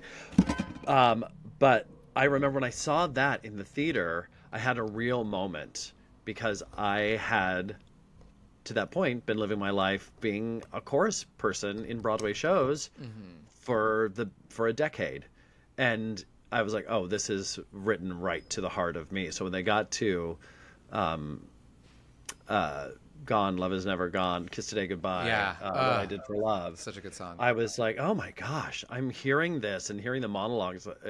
I had a really visceral kind of out-of-body moment. But still not in my top. Okay. You know what? Because we're on it, and I think we're both agreeing that this is an amazing show. And now that I'm thinking about it, the music and it's so good. You know, we're going to go ahead and make it my top 3. Because my third was going to be Crazy for You. Because I love that show. I think all right. This is very interesting to me because we are on opposite sides of this top 5. We were so kind of in sync in our 10 through 6, but things are really they're shaking up now. Which I also, Into the Woods and Sweeney Todd were on my list at some point, and I don't know, I had the weird feeling that you were going to say Into the Woods, so I went ahead and took it off because I knew you were going to pick it for some. I don't know how. You know me so well. You just love shows that came out in 1987. Apparently, Between Phantom and Into the Woods. I do, because Into the Woods is. I've also agreed. The production in the park with Donna Murphy. Can't go did wrong. it in the park in Central Park with Donna Murphy, and she was like on stilts as the witch. She was like on. It was. And before that, in London with Hannah Waddingham from Ted Lasso. Yeah. There are clips of that online that are unbelievable. Yeah. As the witch, yeah. Now, this is the hard, because I know I'm solid on my first 2, and that's where, and I was solid on 5 and 4. I was so proud, and 3 is the wonky one. I said Crazy for You because I love also, because also a little bit of me wants to say the movie version of The Unsinkable Molly Brown. Which I don't know if we're allowed to say that. Can we say it if it was the movie? Because the movie is so different from the musical. Yeah. Because it was on Broadway originally with Tammy Grimes, and then Debbie Reynolds. And then Debbie Reynolds did the movie. And when I was a kid... Your gay is showing right now. When I was a kid, I was obsessed with this movie. I got it from the library when I was like 7 years old. And even before I saw Singing in the Rain. And Debbie Reynolds was the first celebrity photo I have. You know what? I'm going to say my number 3 is the movie version of The Unsinkable Molly Brown. There we go. We're doing it. She was the first celebrity photo I ever taped on my wall as a kid. I got in my mom's AOL account and looked up Debbie Reynolds and printed out like a glamour shot of her and put it on my wall because I was so obsessed with The Unsinkable Molly Brown. I loved that movie. I still run to that soundtrack. Belly Up to the Bar Boys and He's My Friend are 2 excellent songs. Michael? Yes. I'm pulling rank on this. I don't think it counts. I think that's another list. You're right. List. Okay. I don't think it's the best Broadway shows. But because it's not. You're right. Okay. You know what? Then my number 3 is going to be. I don't know why this was such a struggle bus. It's going to be Chorus Line. I've just decided. I had a crisis of faith. It's Chorus Line. This is the Wild West. Up is down, down is up, right is wrong. What's happening? We're a Katy Perry song now. Theater Countdown Narnia. I'm so sorry. Put us in purgatory. This was hard. You know what? I decided it's as much as I love Crazy for You. It's so funny. I feel obligated to put chorus line in here. It's now my number 3, just because do it by obligation. Because you referenced "Kiss Today Goodbye" and that's such a good song. And "Music in the Mirror" is such a good song. And Donna McKechnie is a YouTube rabbit hole that everyone needs to go down at some point in their life. Who's also going into Wicked. She's going in to play Madame Marvel. So I've decided. Now it's done. Number 3 is a chorus line. This is not your heart speaking. Didn't you want to say Crazy for You? I did, but it's too similar to 42nd Street. I can't have 2 similar shows back Do you want me to bless you with putting Crazy for You and 42nd Street together? Oh, yeah. There we go.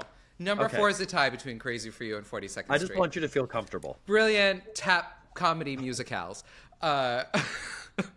Because all the reasons I love Crazy for You are the exact same reasons I love 42nd Street. So it just felt repetitive. So now we're gonna go by the textbook and just say a chorus line. Okay, great. Because it needs to be in there. It changed the course of Broadway. It needs to exist in there. And still has top hats. And it still has so many top hats. Yeah. So, and tits and tush, as we'll say.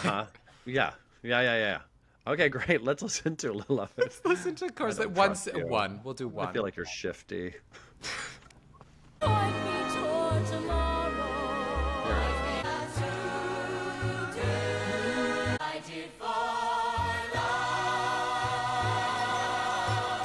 my God. That would have been for any chorus music director, that must have been so satisfying right then. Oh my gosh, those cutoffs? Yeah. How marvelous. Also, I love when it's a chorus number and one voice is over. It always makes me think of Leslie Ann Warren at the end of the movie Clue, where they're all singing for She's a Jolly Good Fellow, and she's doing like the Death Cans. Nobody can. No, that's Madeline White is quietly doing the desk hand, and Leslie Ann Warren is just singing to the balcony. Anyway, she was like, "I'm the original Cinderella, not Julie Andrews." But story. Anyway, that was exhausting. Take us to your number 2. That was a journey. This is really, but I did have it because the line before that song starts is "What if you could never dance again?" And if you've danced and trying to make a career of it, there's so much that's involved in that. There's so much, time in front of a mirror trying to find perfection in the way your body is moving and shaping is not going to be great for anyone's mental health. And yet it's the most fabulous, wonderful feeling. I like my time as a dancer. I just think it's so cool that I got to be that and do that. And thank God I found podcasting. Or what would I have done? All right. It's a chorus line. Wink, wink, nudge, nudge. Maybe not. We don't know. No, it is. It is. I stand near it. I stand in the vicinity of that decision. Will you die on the chorus line hill? Which the old red hills of home. The old red hills of home, Elijah. These hills right here. All right. Oh, that was a journey. I don't know if I'll number die 2. on them, but I'll sprain an ankle. Okay, great. Those can be worse than fractures. They really hurt. Yeah. All right. This feels so correct now. Number 2, best musical of all time. Everyone who's ever listened to the show is going to see this coming. It's Rent, baby. Rent is a master. What happened to my hair? You don't know because you're listening. Rent is a masterpiece from beginning to end. That original production was sensational. It was flawless. It broke. On the shoulders of Jesus Christ Superstar and Rocky Horror Show and all of the big rock musicals, the Who's Tommy, all of the shows that had come before, it still revolutionized what theater could be in a way that swept the theater world off its feet. And I've told the story before, so I won't harp on it. But my first introduction was seeing the Tony Awards performance of Seasons of Love and seeing they're standing in a line. And from that moment on, I slept outside the Nederlander Theater. I'm aging myself. I sat in the front row and thought that Idina Menzel winked at me at one point. She did. She absolutely did. That wasn't sweating her eye. You can play the cast album from beginning to end. There's nothing to skip. It's so clever. It's so melodic. It is so truly rock and roll. It's a masterpiece. The story, the fact that it is like a modernization of La Boheme is kind of this really sensational stroke of genius. You know, the lightning in the bottle for Jonathan Larson. Rent for me is, and how it only gets better apparently by one more, but I could Rent all day. I'm a Rent head from way back. I mean, that was my number 9, I believe. Yeah, I mean, solidly in both of our top 10s. I don't think. Yeah. My friend and I actually were just talking about. She's not a big theater person, but she was like, "What do you think is going to be like the show from our generation?" You know, like going into time, and we decided we were like, "It's Rent, obviously." Yeah. Like that's going to be the defining show from our generation. Yeah. Yeah. Rent could easily be my number 1. Yeah. But I think once in the heart wants what the heart wants. Yeah.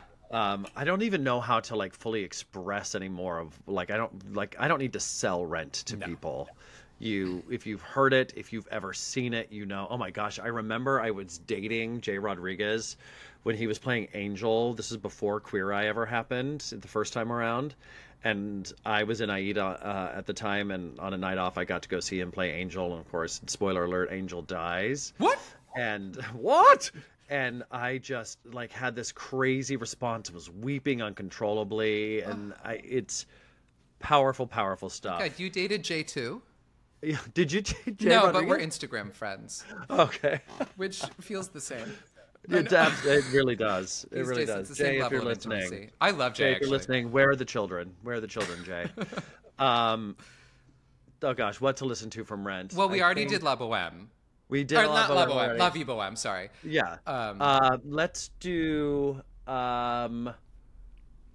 Oh, you know what's really just like a brilliant musical moment in there is the "Will I lose my dignity? No day but today." That canon is so like if I need to sell you musically on this, let's do that. Hoo-hoo, will I? Yeah. Yes. I'm not supposed to swear on this podcast, but ooh, yeah. It makes me Hulk out. I want to like toss a table. Hook up at musical theater style? Wait, what? I'm trying to imagine what that would be to Hulk out, but in a musical theater way. In a musical theater style.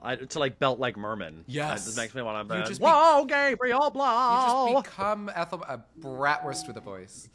Yeah. All right. A bratwurst with a voice. I love that. And I say that with all the love. Here we go. Will I lose my dignity when tomorrow wakes up?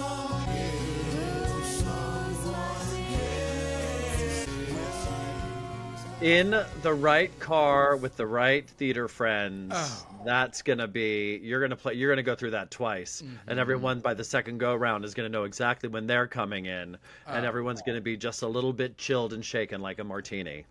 Yeah. I just had flashbacks to in every 1994 Honda Civic with my friends. Wait, it was a Honda Civic. It's always a Honda Civic. That's where that song belongs. It happened in a Honda Civic this very moment. Either that or a Ford Focus, one or the other. A 1980 Honda Civic hatchback. I called it Sputnik. It was silver. All right.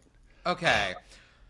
This list is highly emotional. It really is. This is really something. Yeah, we've gotten into like this one. You get personal on ones like this. So my top 2, because I think originally I took this as our just like top 10 musicals, because you keep saying now best musical, and I know for a fact that this is not considered one of like the best music of all time. Maybe this is why I felt the need to put in Chorus Line, because my number 2 is it's another like very personal one. It's because it was the first Broadway show I ever saw. It was Victor Victoria. And this was one of those incredible moments of my personal life. Because next to The Unsinkable Molly Brown, before that, my favorite movie was Mary Poppins. I watched it every single day when I was 3 years old, and I loved Julie Andrews. It was my 10th birthday, and that same uncle that I saw 42nd Street with, I was coming down to visit him, and he was like, "I'm going to take you to first Broadway show." I already talked about this story before, but how we ended up seeing Victor Victoria, and I loved it so much. And it was such a great first Broadway show because you could buy the VHS because they had filmed it. Yeah. So you could relive the moment over and over again. And so I knew that's exactly how they sold it. I know. And I wore that VHS tape out. I also love Blake Edwards as a director. Like, I grew up loving the Pink Panther movies. Yes. It's a mad, mad, mad, mad world. Speaking of Ethel Merman, SOB. Like, to me, Blake Edwards is very much my style of comedy. That slamming doors. And to me, Victor Victoria, this Broadway production, again, lavish, like these Jagundis sets. When you watch the VHS of it, Rachel York giving this incredible comedic performance as like the dumb blonde. The choreography off the charts by Rob Marshall. The Le Jazz Hot choreography, which I learned my first class I ever took at Broadway dance. I took a theater dance class when I was like 11, and they actually did Le Jazz Hot, and it was so exciting. So I just, most people don't know this musical, but you can go and watch it. If you love Julie Andrews, give it a watch. And it is hysterical, and the slapstickery is just on point. Also, very interesting journey, because it has that rare thing of having been a musical movie before it was a musical stage production. Yeah, because it was a movie in the 80s that sort of was a big comeback for Julie. It was her first Oscar nomination since The Sound of Music. I think Henry Mancini wrote the music. I think it won the Oscar for Best Song for Crazy World, which she did again in the musical. And I remember that there was a lot of controversy around this one because it was it came from LA, which at that point musicals hadn't come from the West Coast yet. This is before Wicked, when Wicked did it, right? Wicked was San Francisco. So, and then the whole thing where the Tonys snubbed it, and Julie had that iconic Tony speech where she turned down her Tony Award. She didn't accept it. She didn't accept the nomination. She was the favorite to win. And that was an awkward thing. Like, Donna Murphy talks about it because Donna Murphy ended up winning. And she says, she's like, it was weird because I won Julie's Tony. Like, so there's so much scandal around the musical, which is always kind of fun. And actually, we're back on point because it opened the same year as Rent. It was also, so we're back in sync. Anyway, so this is, if you don't know Victor Victoria, which a lot of people probably don't, it's worth a watch. It's really fun. And for me, it's really special just because it was my introduction to Broadway. And I love Julie Andrews so much, and I was lucky enough to see her before she had that surgery that ruined her voice. So as far as music, Chris, I don't know if you have it, but maybe we should do a little Crazy World, a nice, like, soft Julie Andrews ballad. Crazy World. What crazy world. Full of crazy contradictions. It's so French. It's so French. At her most Julie Andrews. Yeah. It's thoughtful. It's so pretty. I just, even thinking about that night, just like, Anyway, that's why that's my number 2. But you have to do your Julie impression. Oh.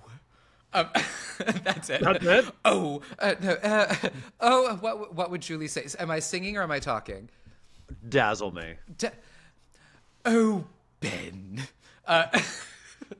Here we are. No, I don't know. Oh, I'd have to work on it. I'll work on it. I'll do it on the Patreon. I'll practice. Okay, another reason to spend just $5 a month. Yeah, exactly. What a steal. You'll hear what's sure to be a bedazzling Julie Andrews impression. Yeah. For so many reasons to come back. So many reasons. I will say, in counterpoint to this, I definitively do not enjoy Le Jazz Hot as a number. Okay. I think it tries to be, and this is the beauty of it all, we can disagree. I think it tries to be this really hot, obviously, by title and lyric. There's nothing hot or sexy about it to me. But probably it's because I used to do corporate events in a silver sequin jacket and bow tie for, like, we'd go to Oyster Bay, Long Island, or like go down to wherever and do a Broadway review, and Jazz Hot was always in it, and it was very challenging, and that song grates on me for some reason, and I know. And I accept that I am very much in the minority in this opinion. Are you? But I don't. I think I've never heard. I've actually never told anybody this, but I can't stand that song. Interesting. But I think that's based on my personal experience. But now everyone knows. I don't know enough people who know that song well enough to even like opine about it. Opine. How wonderful to opine. Well, this is theater with an RE, so we have to pretend. So we must. We must. If there was going to be opining, it's going to happen here. 'Tis indeed. All right, this is what it's all built up to. And number 1, Les Mis Saigon. It's another tie. It's Les Mis and Miss Saigon. It's the number one. That's all there is to it. I saw Miss Saigon 7 times on Broadway, the original production, but many years into its run, obviously. I listened to the British production. They did a live radio broadcast of it and to celebrate, and Leia came out and sang with Eva Noblezada. I saw the revival a couple of times. I love it. I absolutely love it. I think that there's some, it's problematic in some ways that I'm probably very blind to in my old mannery, but it thrills me from the second da da da ba da da da da da da da da ba da da da da. The heat is on in Saigon. It's just stacked, and it's over the top, and it's a mega musical, and it's so heartfelt, and I think I mentioned in Woodshop, and I had to make a Miss Saigon t-shirt. That's what I thought was like the cool thing to make when we had to craft our own t-shirts, silk screening. It's in me. It's part of the DNA, and I'm obsessed. And even talking about it right now, I just feel like like a Pomeranian. That was a good impression of a Pomeranian. Of a Pomeranian, yeah. If only this was not a podcast and everyone could see it, they would know. No. My hair is fairly fluffy today. I haven't washed it. I love everything about it. I was one of those people that got my feathers all ruffled when they changed the song from "It's Her or Me" to "Now That I've Seen Her," and then changed it all together to a new song, Maybe, that Stephanie J. Block premiered at the O2 in London, that ended up being in the last revival. There's so many beautiful songs. It's so epic. They did such a great job with the sound in the revival. Yes. Like, I remember sitting there, and it started out, and I was like, my hair was just blown back from the get-go, and the chopper sound, and the actual wind. I felt the chopper. They had a wind machine that blew onto the audience. It was so cool.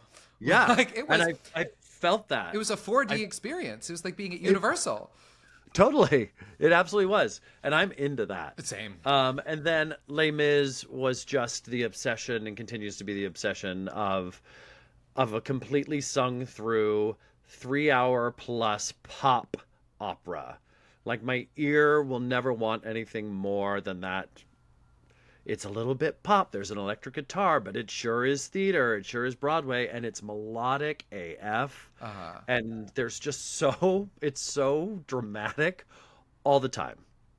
Yeah. And I don't know. I ate up every moment of it. I took first time I saw it, I got out of 5th grade a couple days early, in the summertime, to drive to Denver, Colorado, because the tour had never come to Salt Lake. And we drove to Denver, Colorado with my best friend Jack and his mother, and I got dressed up in my little suit, and I went to see Les Mis, and I got a white sweatshirt with the Cosette on it that was in color, which has been discontinued. You can't get that one anymore. I wish I had it. And I just learned every word of it, and I bought every recording, like the Broadway recording, which was the white one, and then the gray cover was the London recording that has Patti LuPone as Fantine, and the most unhinged I Dreamed a Dream Ever. Oh my God, yeah. It is all things to all the people inside of me. So, Miss Saigon, Les Mis Saigon. Top musicals. You're very good at clumping them, I will say. I have to clump, right? I followed a theme. I Sondheimed, and then You Dance of the Vampired, all the vampires together for flops.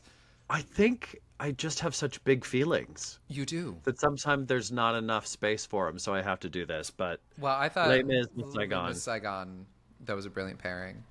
Yeah, Les Mis Saigon. the best 7.5 hours of your life in a theater. Coming to 54 Below.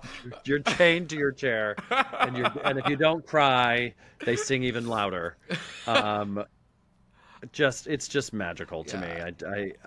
I remember watching it at another time when I think maybe it had come to Salt Lake, and I remember I was so mad after seeing Les Mis because my dad came out after the show. And my dad said, I thought you meant he came out after the show. And I was like, yeah, my dad came out as gay. Wouldn't that be marvelous? I'd be much more balanced individual. But he, after seeing the show, which the most important thing in the world to me was Les Mis, and he said, it was nice, and I think that I've never forgiven him for that. He and my mom should have lunch. So yeah. And I hope it's terrible, the lunch. I hope it's undercooked. I hope they don't get the steak the way they want it. Their French onion soup has Italian seasonings. It has a monkey in it. I don't care. I want this to go wrong. It all comes back to Clue. No, that's a niche joke. Yeah, I got it though. So confession, I didn't see either of those shows until their revivals on Broadway. Mm-hmm. Les Mis, I had never, I'd never even heard the soundtrack because most of the shows I saw growing up. I have to jump in here, and this is, I want you to look in my eyes. And I want you to see me as I see you. And I want you to know I love you. But it's cast album, not soundtrack. Oh, sorry, the cast album. Soundtrack is for a movie. Cast recording is for a Broadway show. Thank you. How did I get this job? It's better than I tell you than you get jumped on the street. I want to protect you. Thank you. The cast. As you were. The cast album. If it's the movie, then yes, it's a soundtrack. I hadn't heard that either, then, to be fair, because it hadn't existed yet when I was growing up. But my mom... or that. Yeah, my mom hates Les Mis. And so she saw, I want to say, when it was on Broadway originally, she saw it, and she did not like it. So when it toured, when it came through, we didn't see it. And it wasn't a soundtrack that we listened to in the house. And so I didn't really know. I knew Dream to Dream, and I knew like One Day More, like as I went through my life, because there's certain songs in that show that are just, you can't avoid. You can't avoid. And it was one of those weird things where like I inherited that from my mom, where I was like, I don't know about Les Mis, because I was like, I don't actually know. And then I finally went and saw the revival, and I remember song after song after song, I was like, I get it.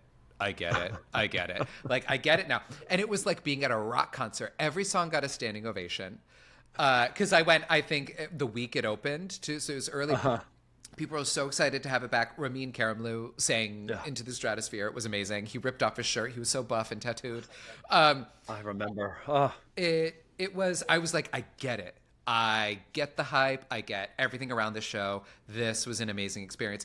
And then same with Miss Saigon. I saw it in London.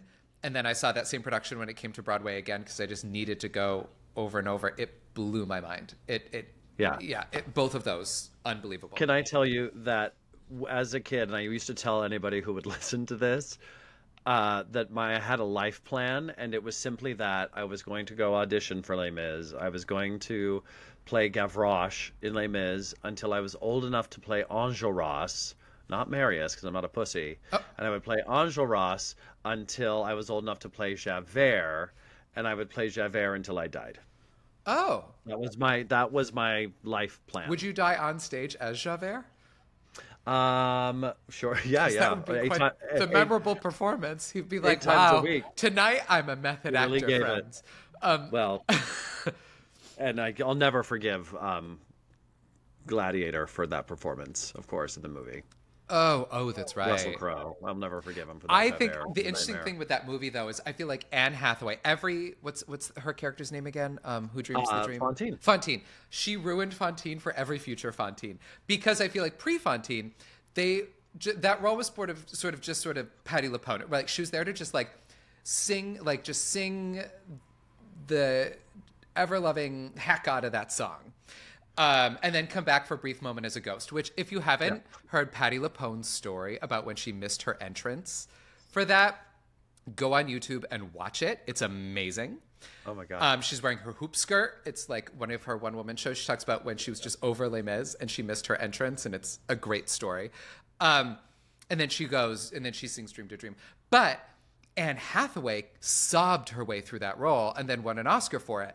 And so again, when I saw the revival, I felt so bad because she had to obviously belt that song. She's in this big theater, in this big crowd. But now, because of Anne Hathaway, she's expected to also cry and have feelings. Like, have a giant snot bubble come out of her nose. Like all of a sudden, and I was like, it's really hard to do both at the same time unless you're like Ben Platt and Evan Hansen. Like that. So I was watching this poor actress. She was trying to do both at the same time, and actually succeeding. But it's just like it was interesting to see that show post film. So the film's all right. I liked it, but the film had moments. It was cool. Layman, I'm spent. All right. What I need to know. What are you gonna? Do we want to hear any music from either? Oh, of them, we have to. We should listen to something from Saigon because I feel like we play Les Mis an awful lot. We should listen to. Let's listen to "Still Believe." It's the ladies' duet in Act 2. That's pretty delicious. Girl, haunting you. Yeah. Yes, here.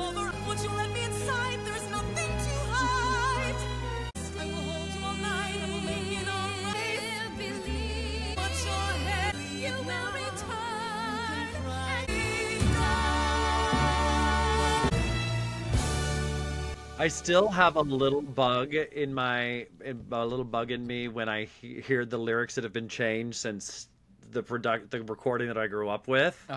That really, like, I go, oh, that's not right. It's a really catty theater kid.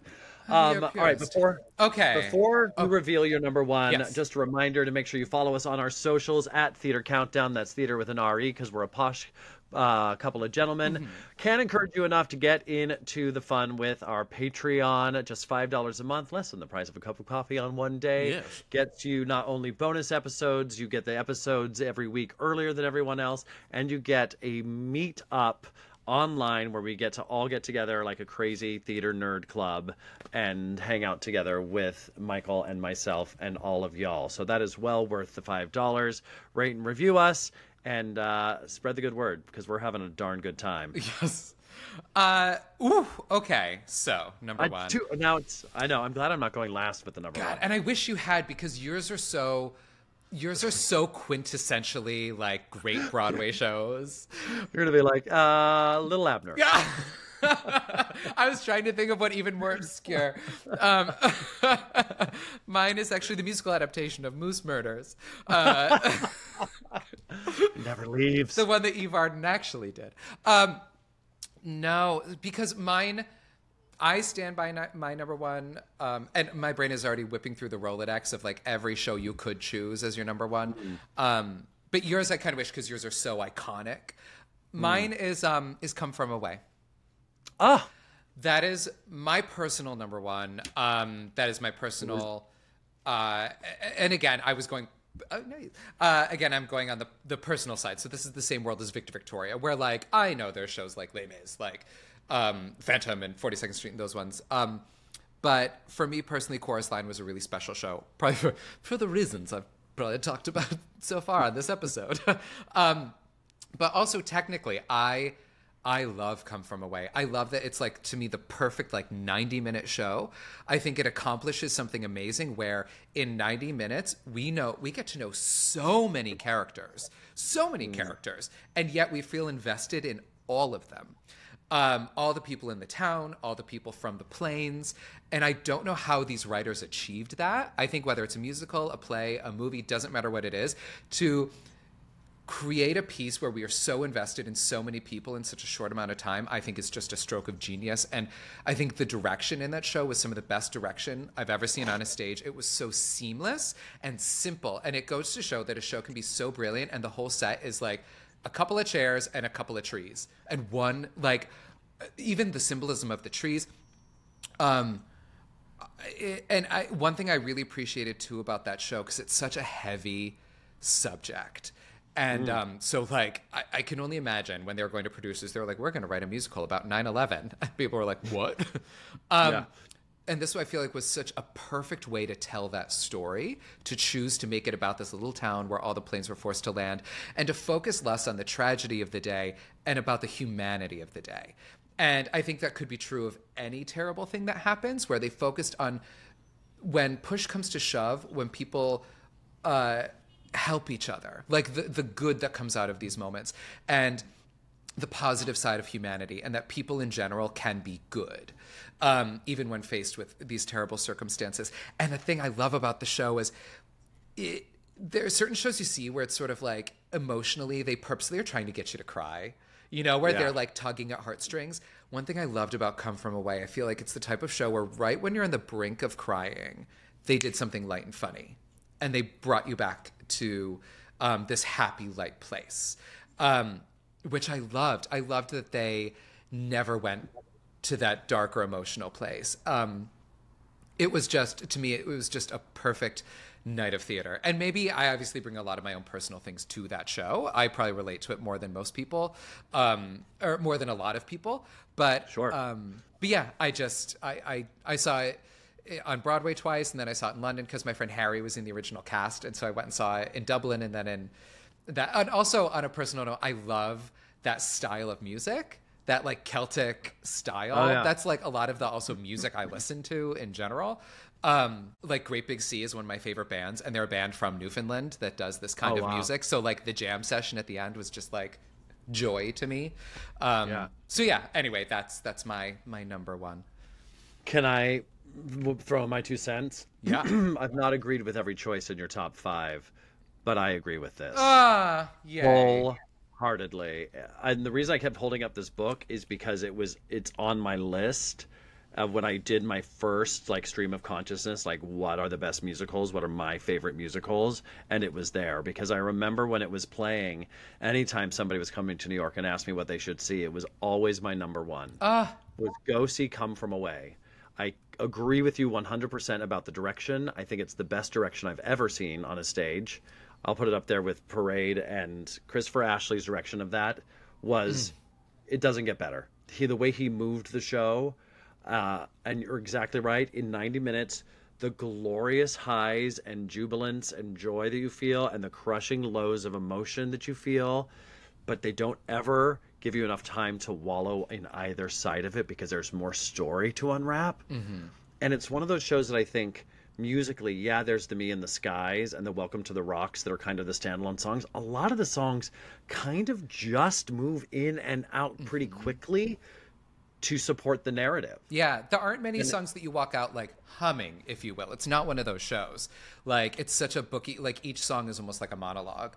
But it keeps coming back to that, we are here in the middle of a moment.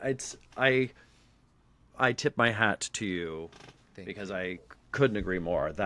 I'm so happy that's your number one. Thank you. Bravo, I say. Bravo. Thank you. I'm glad. Not that you need my bravo. You don't. But see, like, and I finally had a contemporary musical. Look at that. Yeah. I just waited until theaters for all people in all years and all ages. Okay. Oof. Hard spent. That's it. Should we do? Do we do a song from it? Do we? Well, absolutely. Which one? I guess we could do, like Me in the Sky, like the big number, the one sort of like standalone song. Teaching men to be pilots, 'cause suddenly I am a senior instructor, and somehow I'm 51. Suddenly there's something in between me and the sky. Oof. That's a musical, baby. That's a Broadway musical. I love it. All right, my friends. Get on the socials. Let us know your thoughts. We're going to meet in cyberspace and talk about all of it. And we'll hit you back next week with another hot, fresh countdown. Yes. What's our sign off? We still haven't figured it out. Oh, that's right. We haven't. I'm Ben, and that's Michael saying, Give it to him. Wait, no. Sorry. That's it. Saying, give it to him. It's me just quoting Debbie Reynolds. Oh, is that from Molly Brown? No, that's from the Carnegie Hall performance with Cheetah Rivera when Debbie Reynolds just says, give it to him. Anyway. Oh, gosh. All right. You should just peter us out. We'll never. So long, farewell, auf Wiedersehen, goodbye. Goodbye. Give it to him. That's We're good. a mess.